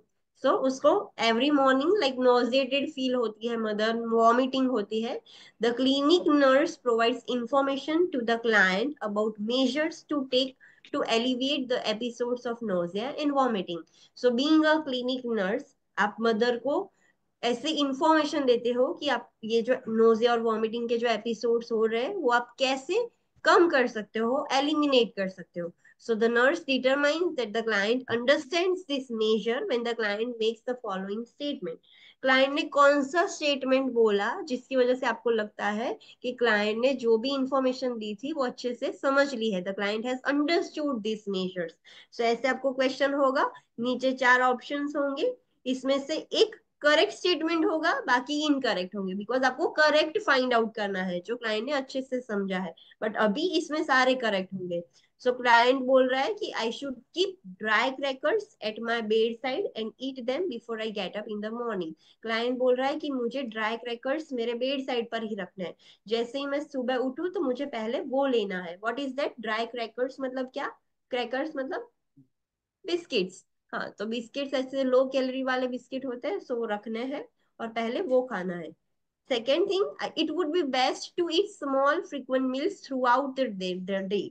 So client ऐसा बोल रहा है कि 3 लार्ज मील मैं नहीं लूंगी, इंस्टेड ऑफ दैट 3 लार्ज मील मैं क्या करूंगी, पूरे दिन में थोड़ी थोड़ी स्मॉल फ्रीक्वेंट मील्स खाती रहूंगी. सो that is also correct. I need to try to eat low fat food and especially avoid my fried foods and spicy foods. Yes, हमें ये भी याद रखना है कि फ्राइड फूड से स्पाइसी फूड से नोजिया वॉमिटिंग ज्यादा होता है. सो फीमेल ने ऐसा बोला कि मैं लो फैट फूड खाऊंगी and fried food spicy food भी अवॉइड करूंगी. Next thing, the eating a protein snack at bedtime will also help me. So patient ऐसा बोल रहा है कि सोते वक्त मैं कुछ प्रोटीन का स्नैक खा लूंगी जिसमें प्रोटीन ज्यादा हो, तो उससे भी ये जो डिस्कम्फर्ट है वो सबसाइड हो जाएगा. I should try to drink fluids between meals. Drinking liquid at meals may fill my stomach too much and make me sick. So female ऐसा बोल रही है कि मैं between meals fluids लूंगी. Between meals fluid लेना मतलब खाते खाते पानी पीना.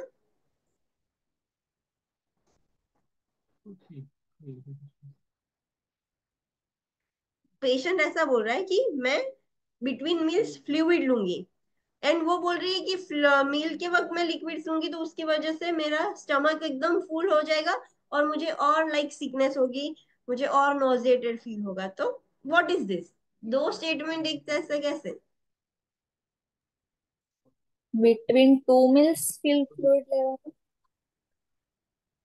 Okay, so there is a difference between meals and at the meals. Between meals मतलब हाँ, दो मील्स के बीच में ब्रेकफास्ट किया, फिर थोड़ी देर बाद फिर से कुछ खाया, तो वो दोनों मील के बीच में पानी ले सकती है वो. बट खाते वक्त जब खाना खा रही है फीमेल तब अगर पानी लेगी एट द मील, तब क्या होगा, स्टमक फुल हो जाएगा और वो नॉजेटेड हो जाएगी. सो ऑलरेडी उसने बोला था कि मैं स्मॉल स्मॉल फ्रीक्वेंट मील्स लूंगी बट खाते वक्त पानी नहीं पीना है, खाने के बाद पानी पी सकते हो या दो मील्स के बीच में पानी ले सकते हो, तो उससे nauseated कम लगेगा उसको. I know that I can try sucking on hard candy. This might help. Next thing क्या कर सकती है फीमेल कि कुछ भी हार्ड कैंडी ऐसे सकिंग करती रहेगी तो उससे भी उसको नॉजेटेड फील नहीं होगा. सो वो कर सकती है. If I feel I need to, I can ask my doctor about some medications that might help or other herbal remedies. Yes, उसने ये सब ट्राई कर लिया फिर भी उसको नॉजेटेड फील हो रहा है, तब उसको लग रहा है कि अब तो मुझे मेडिसिन लेनी पड़ेगी या फिर कुछ हर्बल रेमेडीज, जैसे कुछ इस ये लीफ का juice and all this things जो हर्बल रेमेडीज. सो वो डायरेक्टली नहीं करना है ड्यूरिंग प्रेगनेंसी. कुछ भी हर्बल रेमेडीज कुछ भी मेडिसिन खुद से नहीं लेना है. अगर उसको लगे कि उसकी जरूरत है तो पहले उसको क्या करना है, टू कंसल्ट द डॉक्टर और टू आस्क द डॉक्टर. उनसे पूछे बगैर नहीं लेना है कोई भी मेडिसिन, कोई भी हर्बल रेमेडीज, कोई भी कुछ नहीं करना है ड्यूरिंग प्रेगनेंसी. सो अगर क्लाइंट ये सब स्टेटमेंट दे रहा है उसका मतलब कि क्लाइंट ने अच्छे से समझ ली है इंफॉर्मेशन.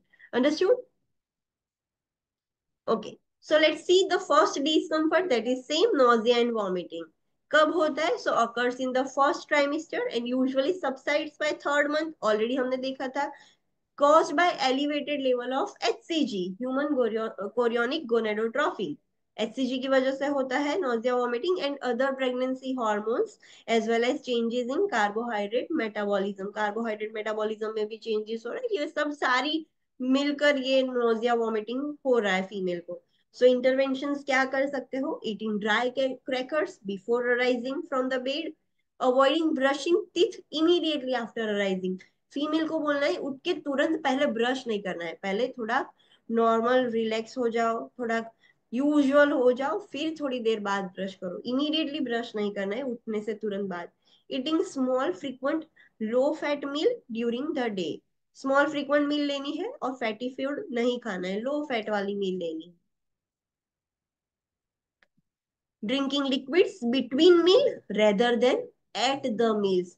तो अगर आप क्वेश्चन पढ़ रहे हो और उसमें क्लाइंट ऐसा बोल रहा है कि I will drink liquid at the meal, सिर्फ एक वर्ड चेंज हुआ है, बिटवीन की जगह एट लिख दिया है, so that would be incorrect option. So ये ध्यान रखना है, बिटवीन मील्स लेना है, एट द मील्स नहीं लेना है. Avoiding fried foods and spicy foods, eating protein snack at bedtime, sucking on hard candy, asking the PHCP about acupressure. Some therapy may require a prescription or the other complementary and alternative medicine, that is CAM modalities. Yes, उसको like कुछ acupressure कुछ किसी ऐसे बड़े बुजुर्ग ने suggest कर दिया कि ऐसे एक्यूप्रेशर करो, वो करो, तो कुछ एक्यूप्रेशर ऐसे डायरेक्टली नहीं करने चाहिए। पहले पीएचसीपी को पूछो कि मैं ये कर सकती हूँ या नहीं, या फिर अदर जो कॉम्प्लीमेंट्री ऑल्टरनेटिव मेडिसिन हमने ऑलरेडी देखा था, कैम थेरापीज देखी थी, like chiropractic and all this हमने अलग अलग देखी थी। Herbal remedies is also consider as a CAM. So कुछ भी करने से पहले पीएचसीपी को पूछो। Asking PHCP about the use of herbal remedies also. Taking antiemetic medicine as prescribe, खुद से नहीं लेनी है कि वॉमिटिंग हो रही है तो एंटीएमेटिक ले ली, no, you have to ask first, अगर प्रिस्क्राइब है तो ही लेनी है। नेक्स्ट रेड इंपॉर्टेंट पॉइंट जो आपको याद रखना है, pregnant individual need to be asked about use of complementary and alternative modalities including OTC products such as vitamins and herbal preparation।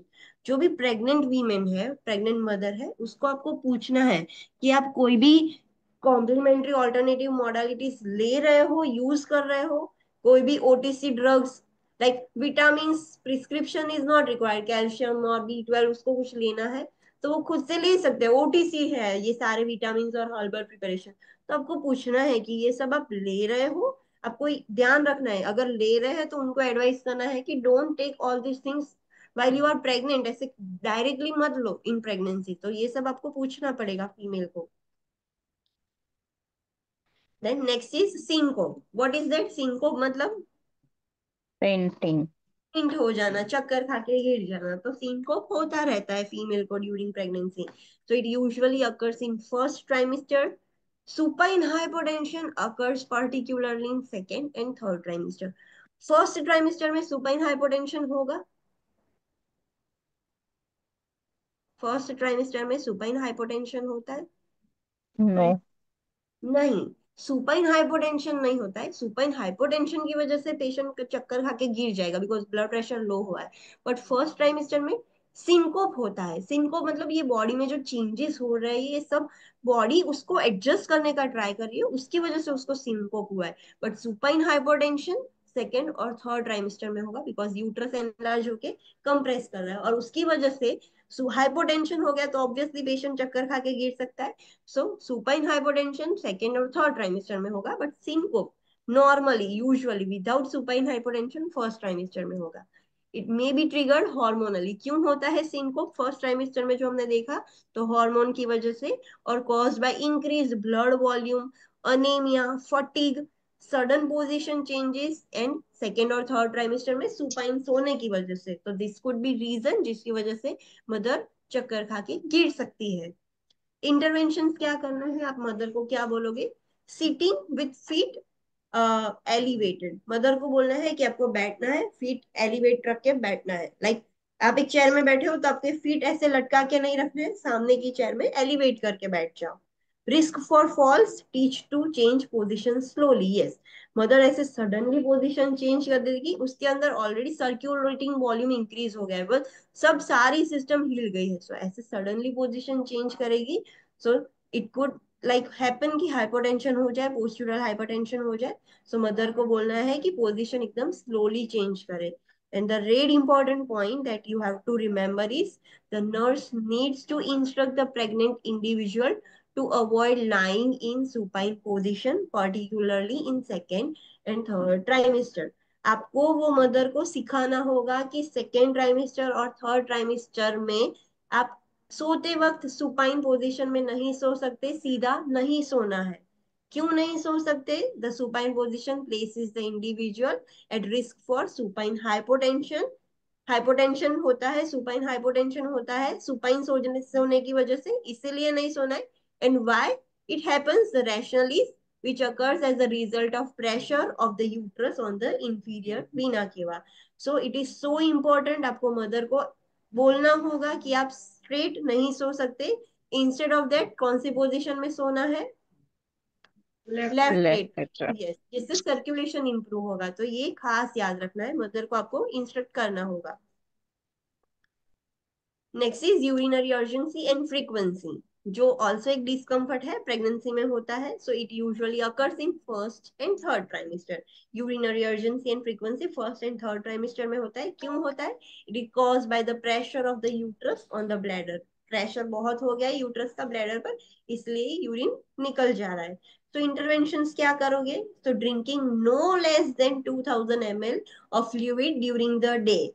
ये ध्यान रखना है। कुछ फीमेल्स क्या करेगी, फ्रिक्वेंटली यूरिनेट करने जाना पड़ता है तो वो पानी पीना कम कर देती है कि पानी कम पीऊंगी तो ज्यादा जाना ना पड़े। बट मेक श्योर कि 2 लीटर से कम पानी ना पिए वो फीमेल। 2 लीटर तो एटलीस्ट उसको पीना पड़ेगा, हाइड्रेटेड उसको रहना पड़ेगा। So drinking no less than 2000 ml, भले फ्रीक्वेंसी हो तो उसके ऑल्टरनेटिव मेजर्स कर लेंगे, बट 2 लीटर से कम पानी नहीं पीना है। Limiting fluid intake in the evening, yes, दिन में अच्छे से पानी पी लो, इवनिंग के बाद फ्लूइड इंटेक कम कर दो। 2 लीटर्स इवनिंग तक ही कंज्यूम कर लो, इवनिंग के बाद कंज्यूम करोगे तो नाइट में नॉक्चूरिया हो जाएगा, फ्रिक्वेंटली वॉशरूम के लिए जाना पड़ेगा and there will be a risk of fall.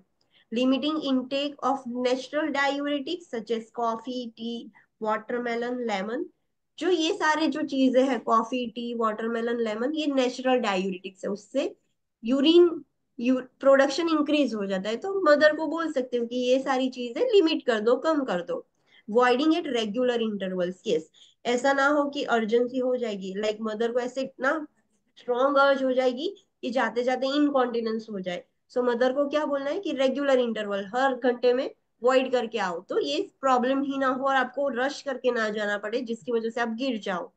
Sleeping in side line at night, yes, रात में भी ऑलरेडी हम सुपाइन हाइपोटेंशन की वजह से उनको साइड लाइन बोलते हैं, और दूसरा रीजन कि सुपाइन पोजीशन पे सो जाएंगे तो ब्लैडर पर ज्यादा प्रेशर होगा, तो फ्रीक्वेंटली यूरिनेट करने के लिए जाना पड़ेगा, तो मदर को बोलना है कि साइड लाइन पोजिशन में सो जाओ।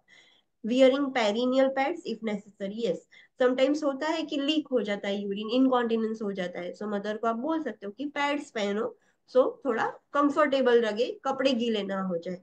And performing Kegel exercise, Kegel exercise perform कर सकते हो। कीगल एक्सरसाइज परफॉर्म से करने से क्या होगा? हाँ, जो पेल्विक मसल्स है वो स्ट्रॉन्ग होंगे, स्ट्रेंथन हो जाएंगे।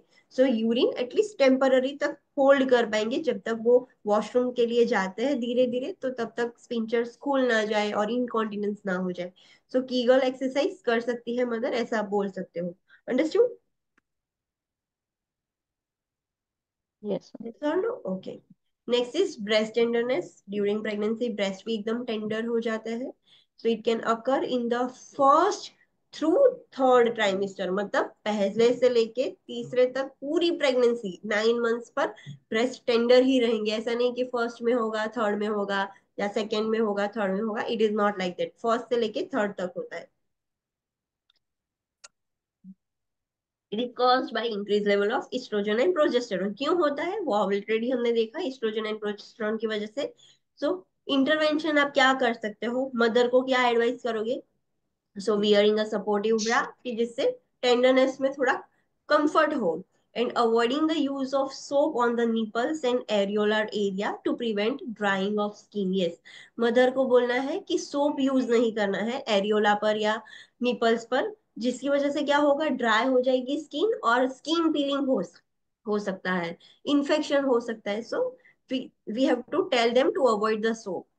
Next discomfort is increase vaginal discharge. हमने ऑलरेडी देखा था रिप्रोडक्टिव सिस्टम में कि वजाइनल डिस्चार्ज भी इंक्रीज हो जाता है, एकदम थिक वाटरी थिक होगा, देन एक्सेसिव होगा एंड एसिडिक होगा।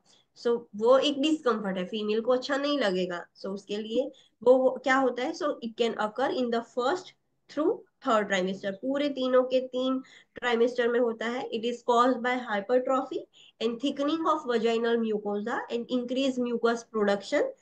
क्यों हुआ increased mucus production? The hormonal reason is oestrogen की वजह से, यस। सो वो क्यों होता है वजाइनल डिस्चार्ज इंक्रीज? एक तो हाइपरट्रॉफी हो गया है वजाइना की वॉल में, वजाइनल वॉल ठीक हो गई है, वजाइनल म्यूकस एकदम ठीक हो गया है, म्यूकस प्रोडक्शन बढ़ गया है due to oestrogen. So intervention आप क्या कर सकते हो, मदर को क्या बोलोगे? So using proper cleansing hygiene techniques, mother को बोलना है कि हाइजीन मेंटेन रखना है।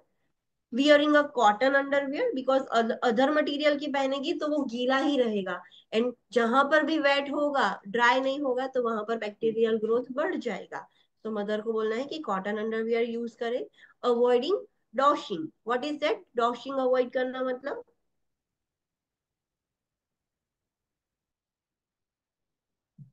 We have studied this in UTI, renal system ने हमें पढ़ा था कि फीमेल्स लाइक ऐसे कॉमर्शियल प्रोडक्ट्स यूज करती है, वजाइनल वॉशेस एंड ये डॉशिंग करती है, so avoid all this things.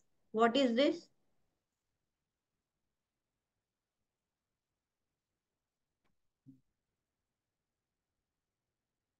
Online students, females should know this. આજે તમે ક્રીમ ને કીધું હતું એ વજાઈના વોશ કરવાનું નહીં કીધું. ओके, सो डोशिंग मतलब क्या कि फीमेल्स स्प्रे क्या नहीं करती है? करते।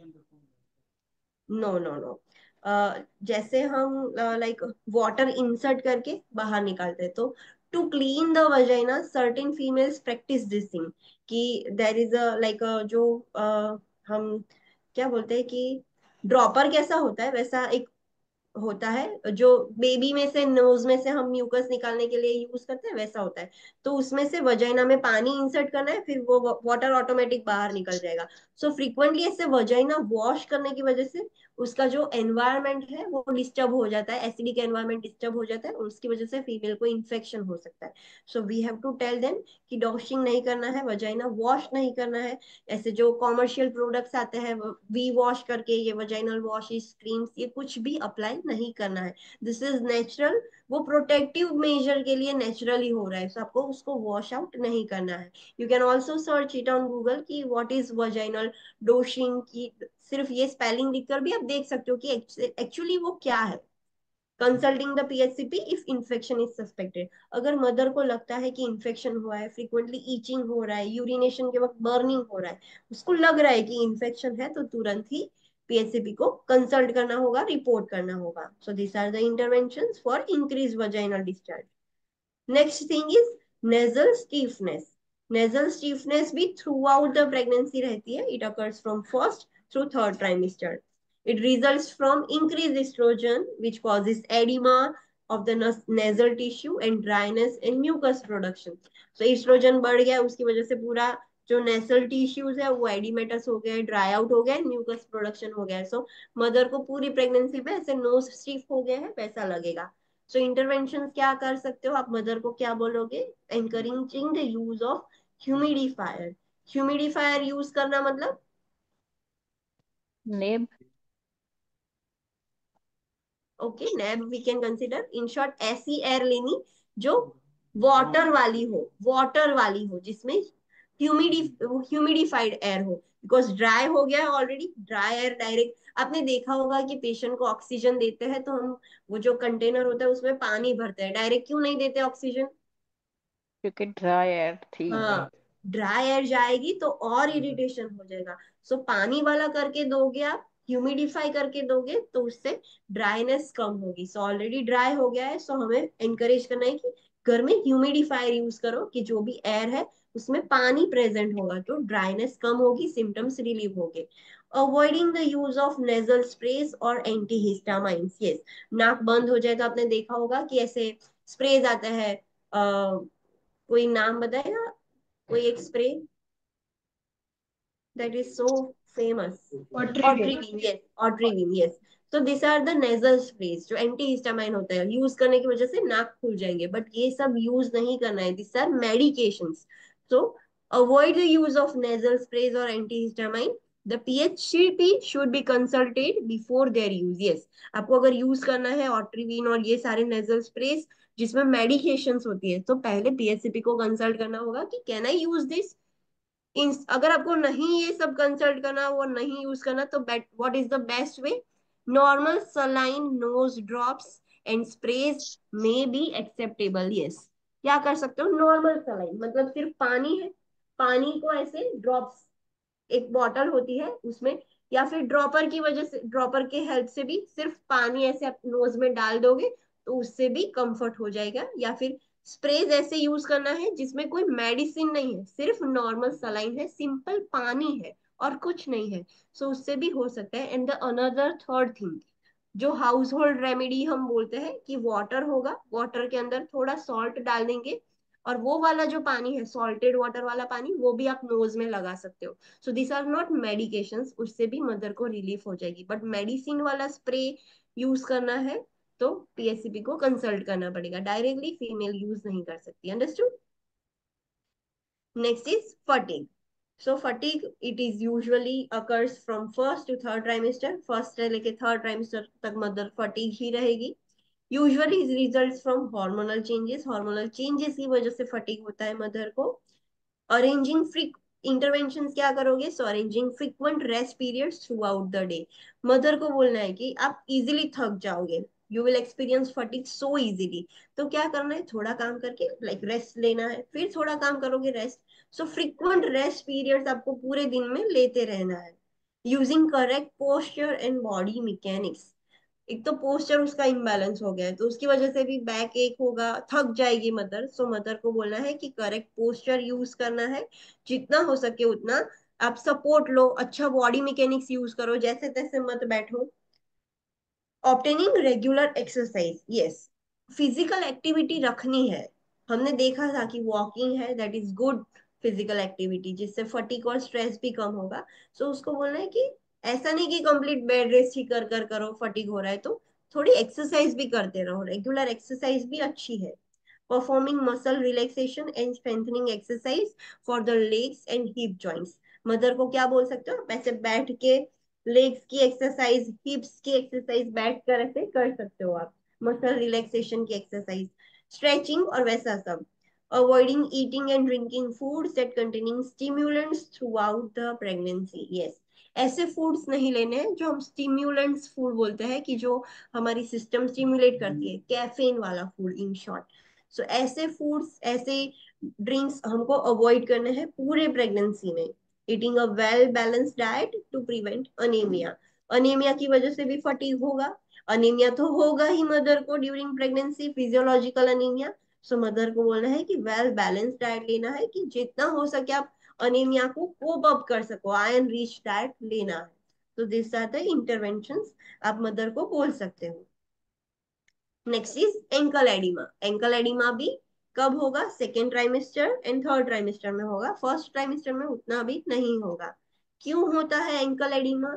सो फ्रॉम द वेजोडाइलेशन, पूरे सर्कुलेटिंग वॉल्यूम बढ़ गया है, सो वेसल्स को तो डायलेट होना पड़ेगा। So due to vasodilation, venous stasis and increased venous pressure below the uterus, uterus grow हो रहा है तो उसकी वजह से नीचे सारा, नीचे के जो भी ऑर्गन है, नीचे की जो भी वेन्स है, उस पर प्रेशर बढ़ेगा। सो वीनस प्रेशर इंक्रीज हो जाएगा below the uterus, Venus stasis हो जाएगा। वीनस प्रेशर की वजह से वीनस स्टेसिस होता है। What is that venous stasis? मतलब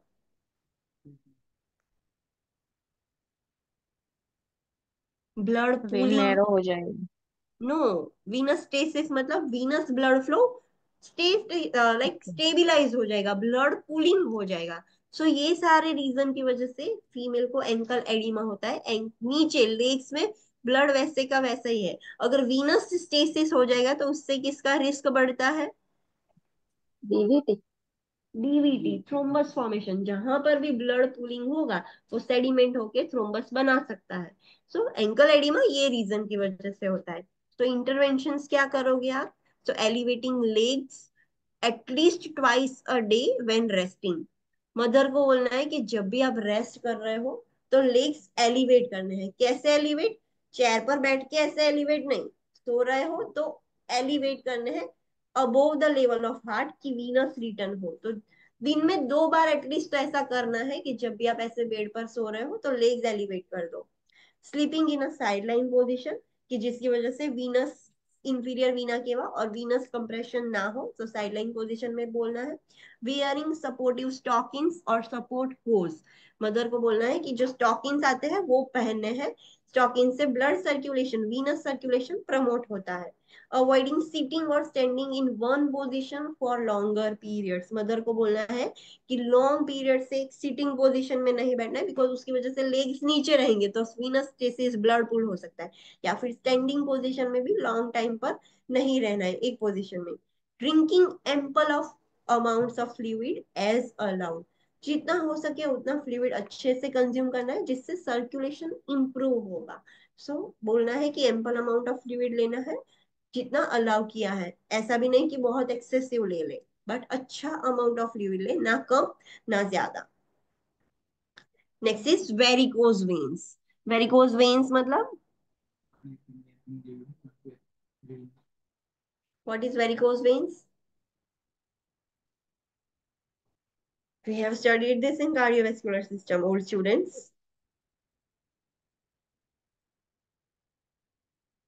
Vascular problems में हमने already study किया था. This is not acceptable. You have to answer this. What is varicose veins? When तो હોય और enlarge symbolized થઈ જાય. Varicose veins means simply enlarged or dilated veins and tortuous veins. एक तो veins पूरी dilate हो जाएंगी, that is enlarge हो गई है, and straight की जगह पूरी tortuous हो गई है, मतलब आड़ी टेढ़ी हो गई है. So enlarged or tortuous veins or dilated or tortuous veins are called as varicose veins. कब होता है? So second and third trimester में होगा. Results from weakening walls of the veins and valves and venous congestion. हमने already देखा कि pressure, Venus pressure increase हो जा रहा है तो वीनस स्टेसिस हो रहा है, वीनस प्रेशर बढ़ रहा है, तो उसकी वजह से वेन्स के जो वाल्व्स है, वेन्स की जो वॉल्स है, बहुत ब्लड है, बहुत सर्कुलेटिंग वॉल्यूम है, तो वो वीक हो गए हैं. सो उसकी वजह से ऐसे वेरिकोज वेन्स हो सकती है. एंड उससे, अगर मैंने बोला था कि वेरिकोज वेन्स होगा, ब्लड स्टेसिस होगा, तो there is a chances of TVT, deep vein thrombosis. Thrombus हो जाएगा तो उससे वेन्स में क्या होगा? इन्फ्लामेशन होगा. सो थ्रोम्बस हो और इन्फ्लामेशन हो तो उसको क्या बोलेंगे? Thrombophlebitis. thrombophlebitis. Thrombophlebitis. Inflammation of vein is called as phlebitis. Thrombophlebitis is rare, but it may occur.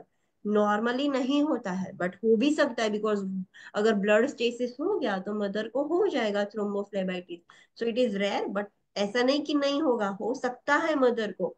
सो ये आपको ध्यान रखना है. इंटरवेंशन क्या करोगे वेरिकोज वेन्स के लिए? सो वियरिंग अ सपोर्टिव स्टॉकिंग्स और सपोर्ट हो उसकी, जिसकी वजह से वीनस सर्कुलेशन इंप्रूव हो. एंड ये, अगर ब्लड पूल ही नहीं होगा, वीनस कंजेशन ही नहीं होगा, तो वॉल्स भी वीक नहीं होगी, वाल्व्स भी वीक नहीं होंगे, एंड वेरिकोज वेन्स भी नहीं होगा. Elevating feet when sitting, mother को बोलना है कि जब भी आप चेयर पर बैठो तो पैर लटका के नहीं रखने हैं, डेंगल करके नहीं रखने हैं. इंस्टेड ऑफ दैट सामने एक और चेयर या टेबल कुछ भी रखना है और एलिवेट करके रखना है. Lying with the feats and hip elevated. जब आप सो जाओ तो फीट्स एंड हिप भी थोड़ी देर एलिवेट करके सो जाओ. Avoiding long periods of standing और सिटिंग. लॉन्ग पीरियड से स्टैंडिंग पोजीशन, सिटिंग पोजीशन में नहीं रहना है, उसकी वजह से भी हो सकता है. Then moving about by standing to improve circulation. अगर आप, ऐसा है कि आप कुछ काम कर रहे हो और आप लॉन्ग टर्म से स्टैंडिंग पोजीशन में हो, तो क्या करना चाहिए? वॉक करते रहना चाहिए, एक जगह पर खड़े नहीं रहना है, ऐसे मूव करते रहना है.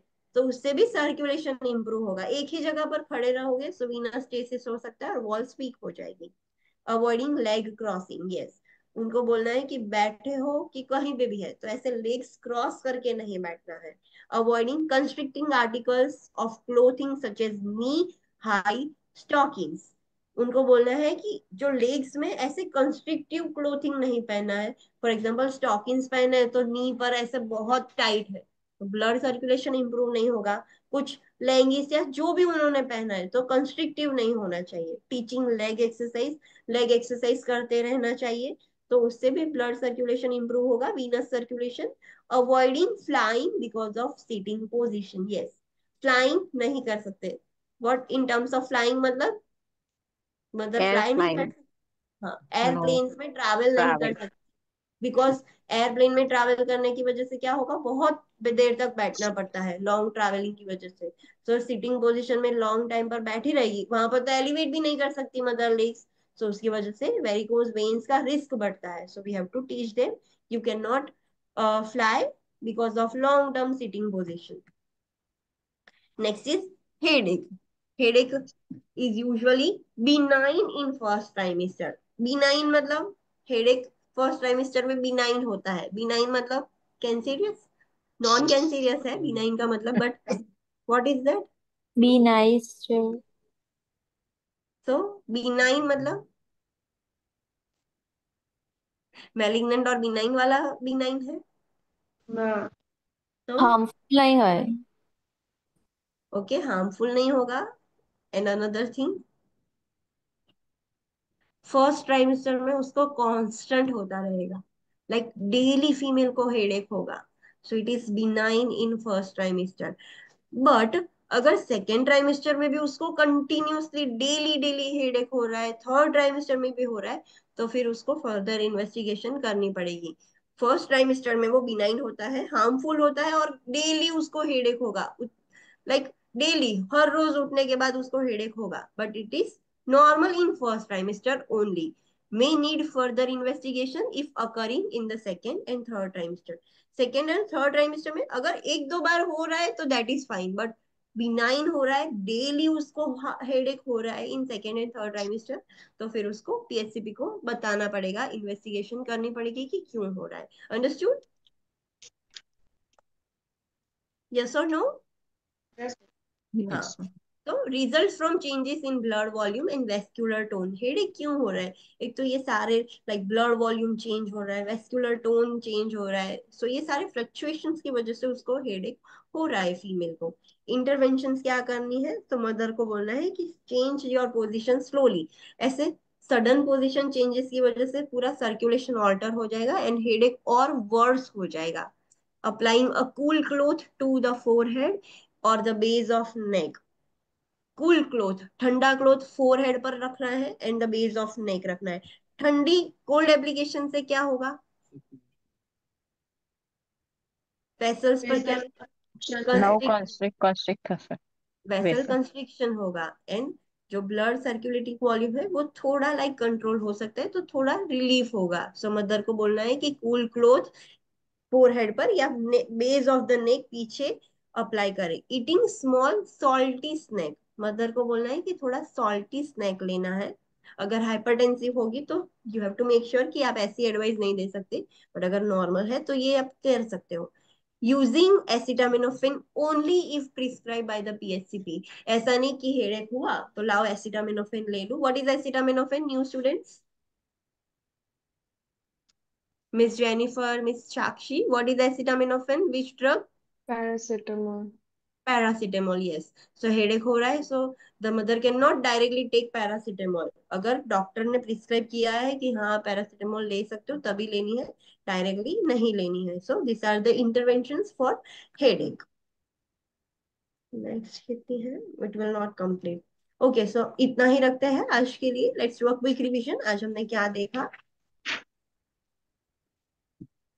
Okay, so today we have studied about physiological changes of endocrine system।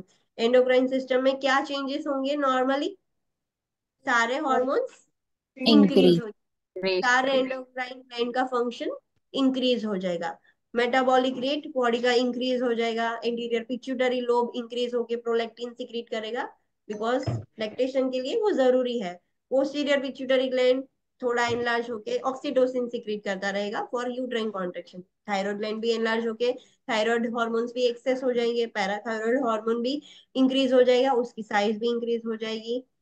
Aldosterone भी ग्रेजुअली इंक्रीज होगा, बॉडी वेट भी इंक्रीज होगा, वाटर रिटेंशन भी होगा, उसकी वजह से वेट गेन होता है, पेनक्रियाज का भी फंक्शन इंक्रीज हो जाता है। रिप्रोडक्टिव सिस्टम में यूट्रस में क्या चेंजेस होंगे? पहले नॉन प्रेग्नेंट यूट्रस था 60 ग्राम्स का, अभी प्रेग्नेंट यूट्रस कितने 1 kg का होगा, वेट इज 1 kg। क्यों होता है? हाइपरप्लेशिया एंड हाइपरट्रॉफी की वजह से। हाइपरप्लेशिया क्यों हुआ? Due to oestrogen. Blood vessels की भी साइज भी इंक्रीज होगी जो ऑलरेडी है, एंड नई भी बनना स्टार्ट होगी, so number and size both will increase of blood vessel as well as lymphatic vessel. Irregular contraction 6 weeks 16 weeks से स्टार्ट हो जाएंगे, that is Braxton Hicks. Ovaries में क्या चेंजेस होंगे? तो स्टार्टिंग में फर्स्ट 3 मंथ्स या फिर 6 to 7 वीक्स, हमें 3 मंथ्स याद रखना है आइडियली, जब तक प्लासेंटा नहीं है तब तक ovaries oestrogen and progesterone secrete करती रहेगी। जैसे ही प्लासेंटा बन गया, अब ओवरीज का कुछ भी काम नहीं है, हार्मोनल प्रोडक्शन भी बंद हो जाएगा, फॉलिकल्स भी ग्रो नहीं होंगे, कोई भी मैच्योर नहीं होगा, ओवन प्रोडक्शन भी बंद हो जाएगा, उसका भी कुछ भी काम नहीं है। 9 मंथ्स तक वो रेस्टिंग पीरियड पर है। सर्विक्स में क्या चेंजेस होंगे? सो सर्विक्स शॉर्ट हो जाएगा, एकदम इलास्टिक हो जाएगा, डायमीटर भी बढ़ जाएगा, एंड जो एंडोसर्वाइकल ग्लैंड है सर्विक्स में वो म्यूकस सिक्रीट करके म्यूकस प्लग कर देंगे, ब्लॉक कर देंगे। एंड वो म्यूकस कब निकलेगा बाहर? When there is a labour, yes. Dilate होना स्टार्ट होगा, लेबर मतलब इंड्यूस होगा, तो सर्विक्स प्लग ऐसे निकल जाएगा एंड एमनियोटिक फ्लूइड ब्रेक हो जाएगा। देन सर्विक्स का वैस्कुलराइजेशन इंक्रीज हो जाएगा ड्यू टू एस्ट्रोजन, सॉफ्ट हो जाएगा, वायोलेट डिस्कलरेशन हो जाएगा। This are things called as Chadwick signs and Goodell's sign. Vagina में क्या चेंजेस होंगे? सो वजाइना की वॉल एकदम हाइपरट्रोफाइड हो जाएगी, थिक हो जाएगी, मसल सारे थिक हो जाएंगे, वजाइनल सिक्रीशंस भी इंक्रीज हो जाएंगे, एकदम thick white and acidic secretions होंगे। ब्रेस्ट चेंजेस भी होते हैं, ब्रेस्ट टेंडर हो जाते हैं एंड सारे चेंजेस ईस्ट्रोजन प्रोजेस्टेरॉन की वजह से होते हैं। ब्रेस्ट की साइज इंक्रीज होगी, मदर को पूरी प्रेगनेंसी में फुल ब्रेस्ट फील होंगे, निपल्स एकदम प्रोनाउंस हो जाएगी, एरियोला और डार्क हो जाएगा, सुपरफिशियल वेन्स भी आप इजीली देख पाओगी। And another thing happens that is Montgomery tubercles. Montgomery's tubercles, और जो फॉलिकल्स है वो हाइपरट्रॉफी हो जाएंगे। Some females also experience colostrum leak, colostrum भी लीक होना स्टार्ट हो जाता है। देन स्किन में क्या चेंजेस होते हैं? तो ड्यू टू प्रेगनेंसी जो oestrogen and progesterone level increase हो गया, उसकी वजह से एक हार्मोन इंक्रीज हो जाता है that is melanocyte stimulating hormone. वो हार्मोन इंक्रीज हो जाएगा तो मेलानोसाइट्स भी इंक्रीज होंगे, मेलानोसाइट्स इंक्रीज होंगे तो पिगमेंटेशन इंक्रीज होगा, स्किन चेंजेस होंगे। सो एक तो पहला तो पिगमेंटेशन इंक्रीज हो जाएगा, लीनिया नायग्रा देखने को मिलेगा।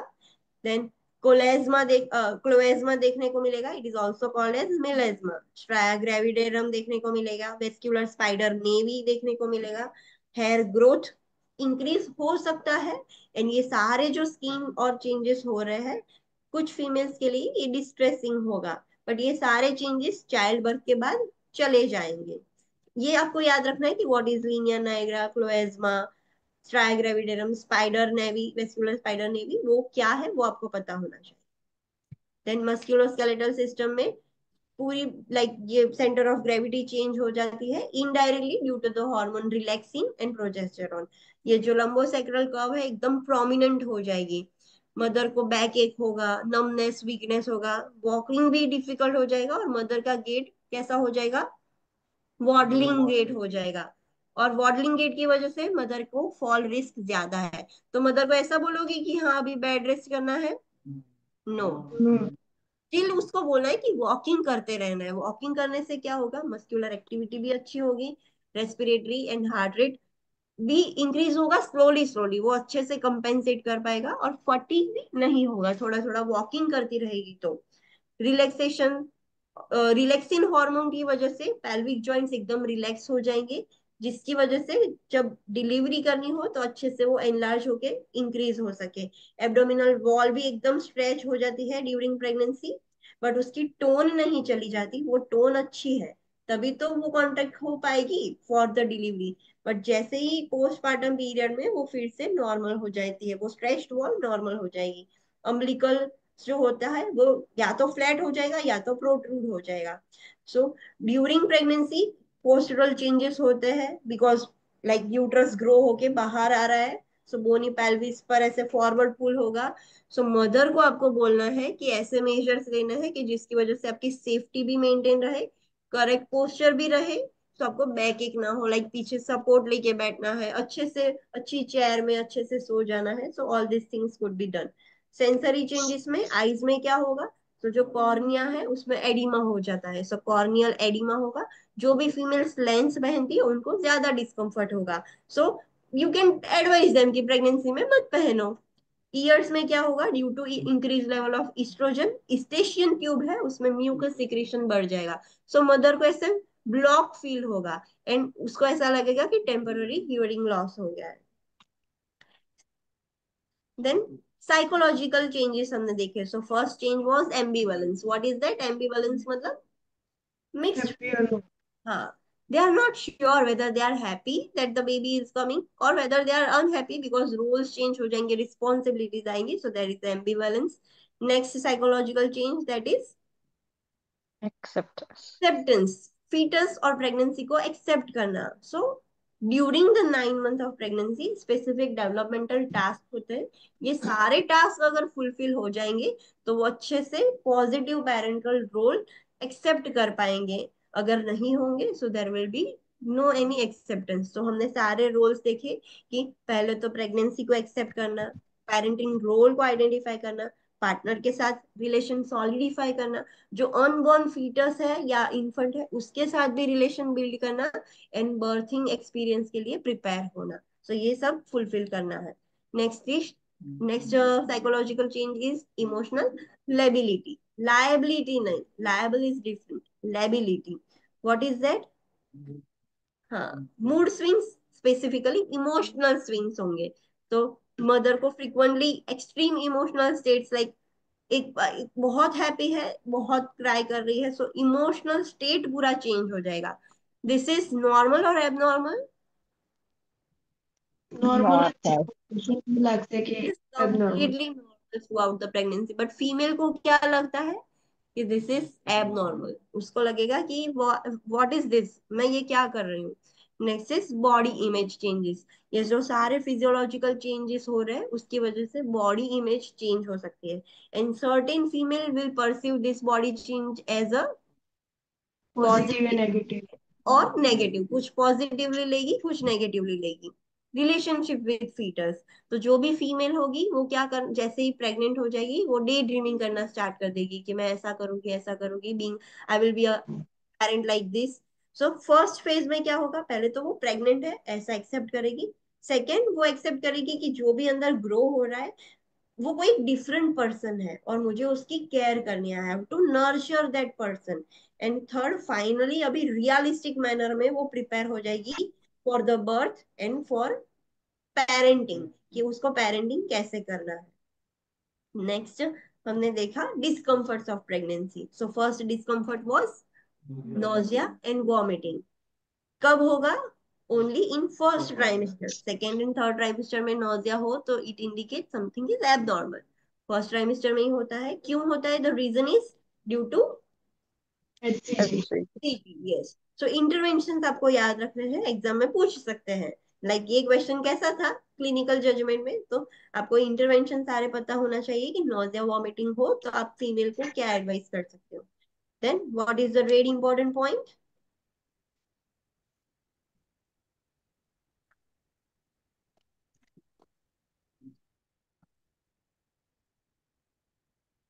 पूछा के लेता ले सके नहीं लेता। हाँ, online students, what is the very important point? चलो बोलो, it is in front of you.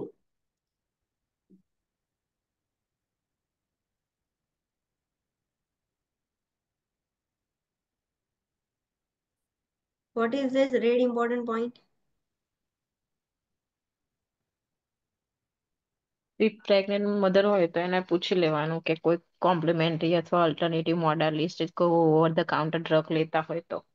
हाँ, हमें हर प्रेग्नेंट फीमेल को पूछना है कि आप केम थेरापी, कोई भी ओटीसी ड्रग या फिर कोई भी हर्बल प्रिपरेशन कुछ भी ले रहे हो तो हमें पता चले तो हम उसके अकॉर्डिंग उसको एडवाइस कर सकते हैं। तो पहले आपको पूछना पड़ेगा। Then syncope. सिंकोप कब होता है यूजुअली? फर्स्ट फर्स्ट ट्राइमेस्टर में। एंड सुपाइन हाइपोटेंशन कब होगा? Second second and third trimester में। सुपाइन हाइपोटेंशन की वजह से मदर को चक्कर आ सकते हैं। सो सुपाइन हाइपोटेंशन की वजह से मदर को सिंकोप हो सकता है, but without supine hypotension syncope खाली फर्स्ट ट्राइमेस्टर में होता है। ये सारे hormonal changes, blood volume change हुआ है, अनेमिया, ये सब रीजन की वजह से होता है। सो इंटरवेंशन आपको क्या बोलना है मदर को, ये ध्यान रखना है। What is the really important point? This is so important.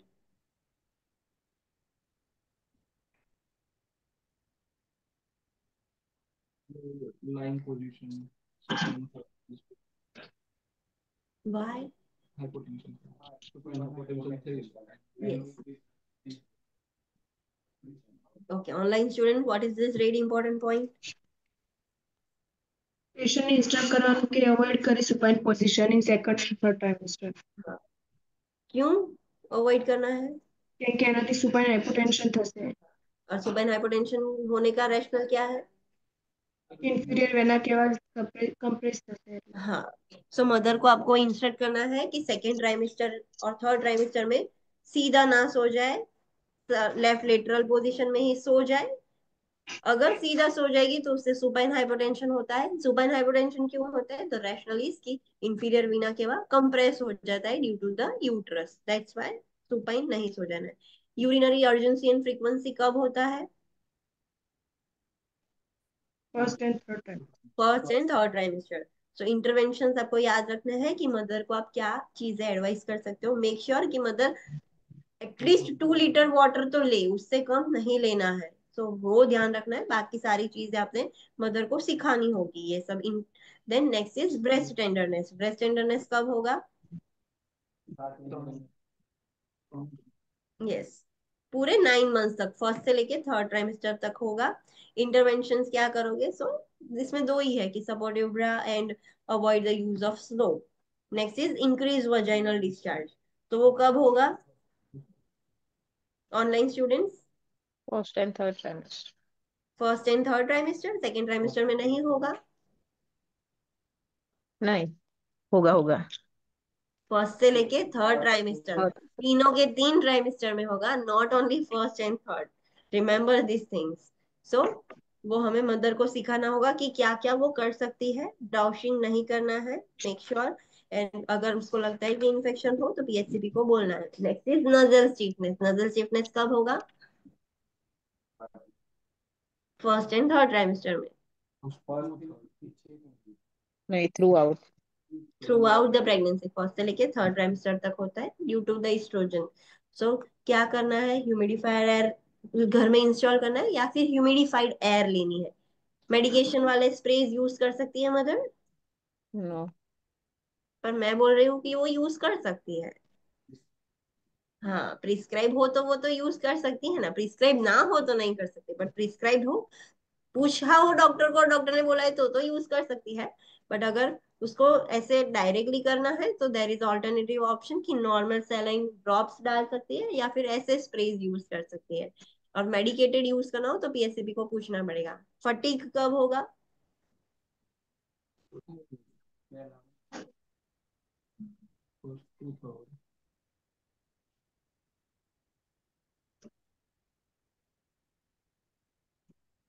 Fatigue कब होगा?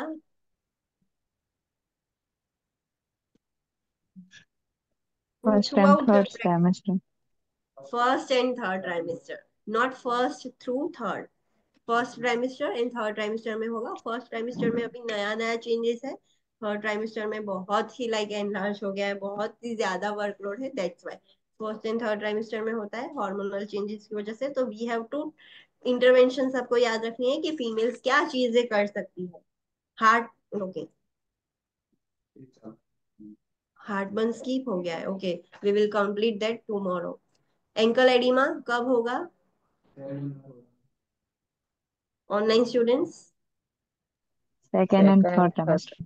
Second and third trimester. तो इंटरवेंशंस आपको याद रखने हैं कि आप मदर को क्या कर सकते हो। I will ask you all this interventions tomorrow. कल किसी ने ऐसा बोला कि चुप रहा तो मैं बहुत गुस्से हो जाऊंगी। You have to answer this. आपको रीड करना है आज कि एक ये इसमें क्या कर सकते हो। ऐसे क्वेश्चंस आएंगे and this are so simple, आपको इसमें से ही आएंगे कि ये ऐसा मदर कर सकती है। वेरिकोज वेन्स कब होगा? उसमें भी सेकेंड और थर्ड में रिस्क ज्यादा है वेरिकोज वेन्स का। क्यों होता है? बिकॉज वो जो वीनस टेसिस हो रहा है, वीनस प्रेशर हो रहा है, तो वीनस पुल हो जाएगा, वीनस कंजेशन हो जाएगा, तो वेन्स, जो उसके वेन्स के वॉल्स है, वाल्व्स है, वो सब वीक हो जाएंगे। अगर वीनस टेसिस हो रहा है तो उसकी वजह से एक रिस्क है थ्रोम्बस फॉर्मेशन। अगर थ्रोम्बस फॉर्मेशन हो गया, डीवीटी हो गया, तो फ्लेबाइटिस भी हो सकता है। तो थ्रोम्बोफ्लेबाइटिस भी रिस्क है। इट इज रेयर बट हो सकता है। सो इंटरवेंशन आप क्या करोगे? मदर को सिखाना है कि क्या चीजें करनी है कि ये सब ना हो। Then headache. हेडेक में क्या है, कब होता है headache? First trimester.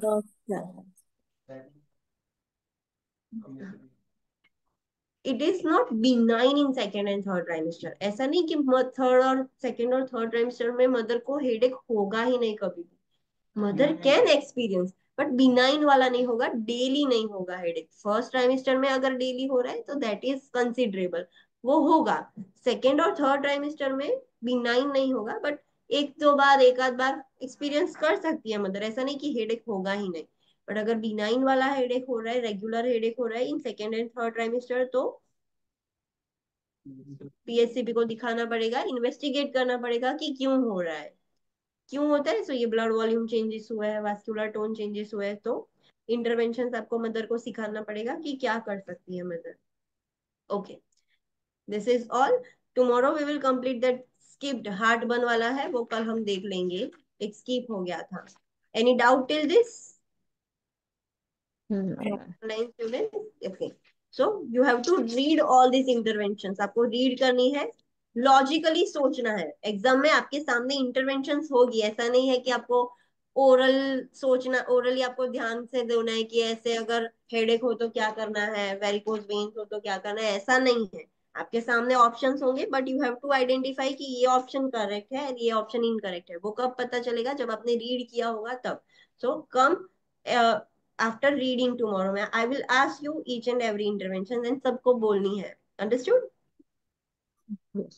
Yes, Okay. So see you tomorrow at 9:20 a.m. Thank you. Thank you, ma'am. ma'am.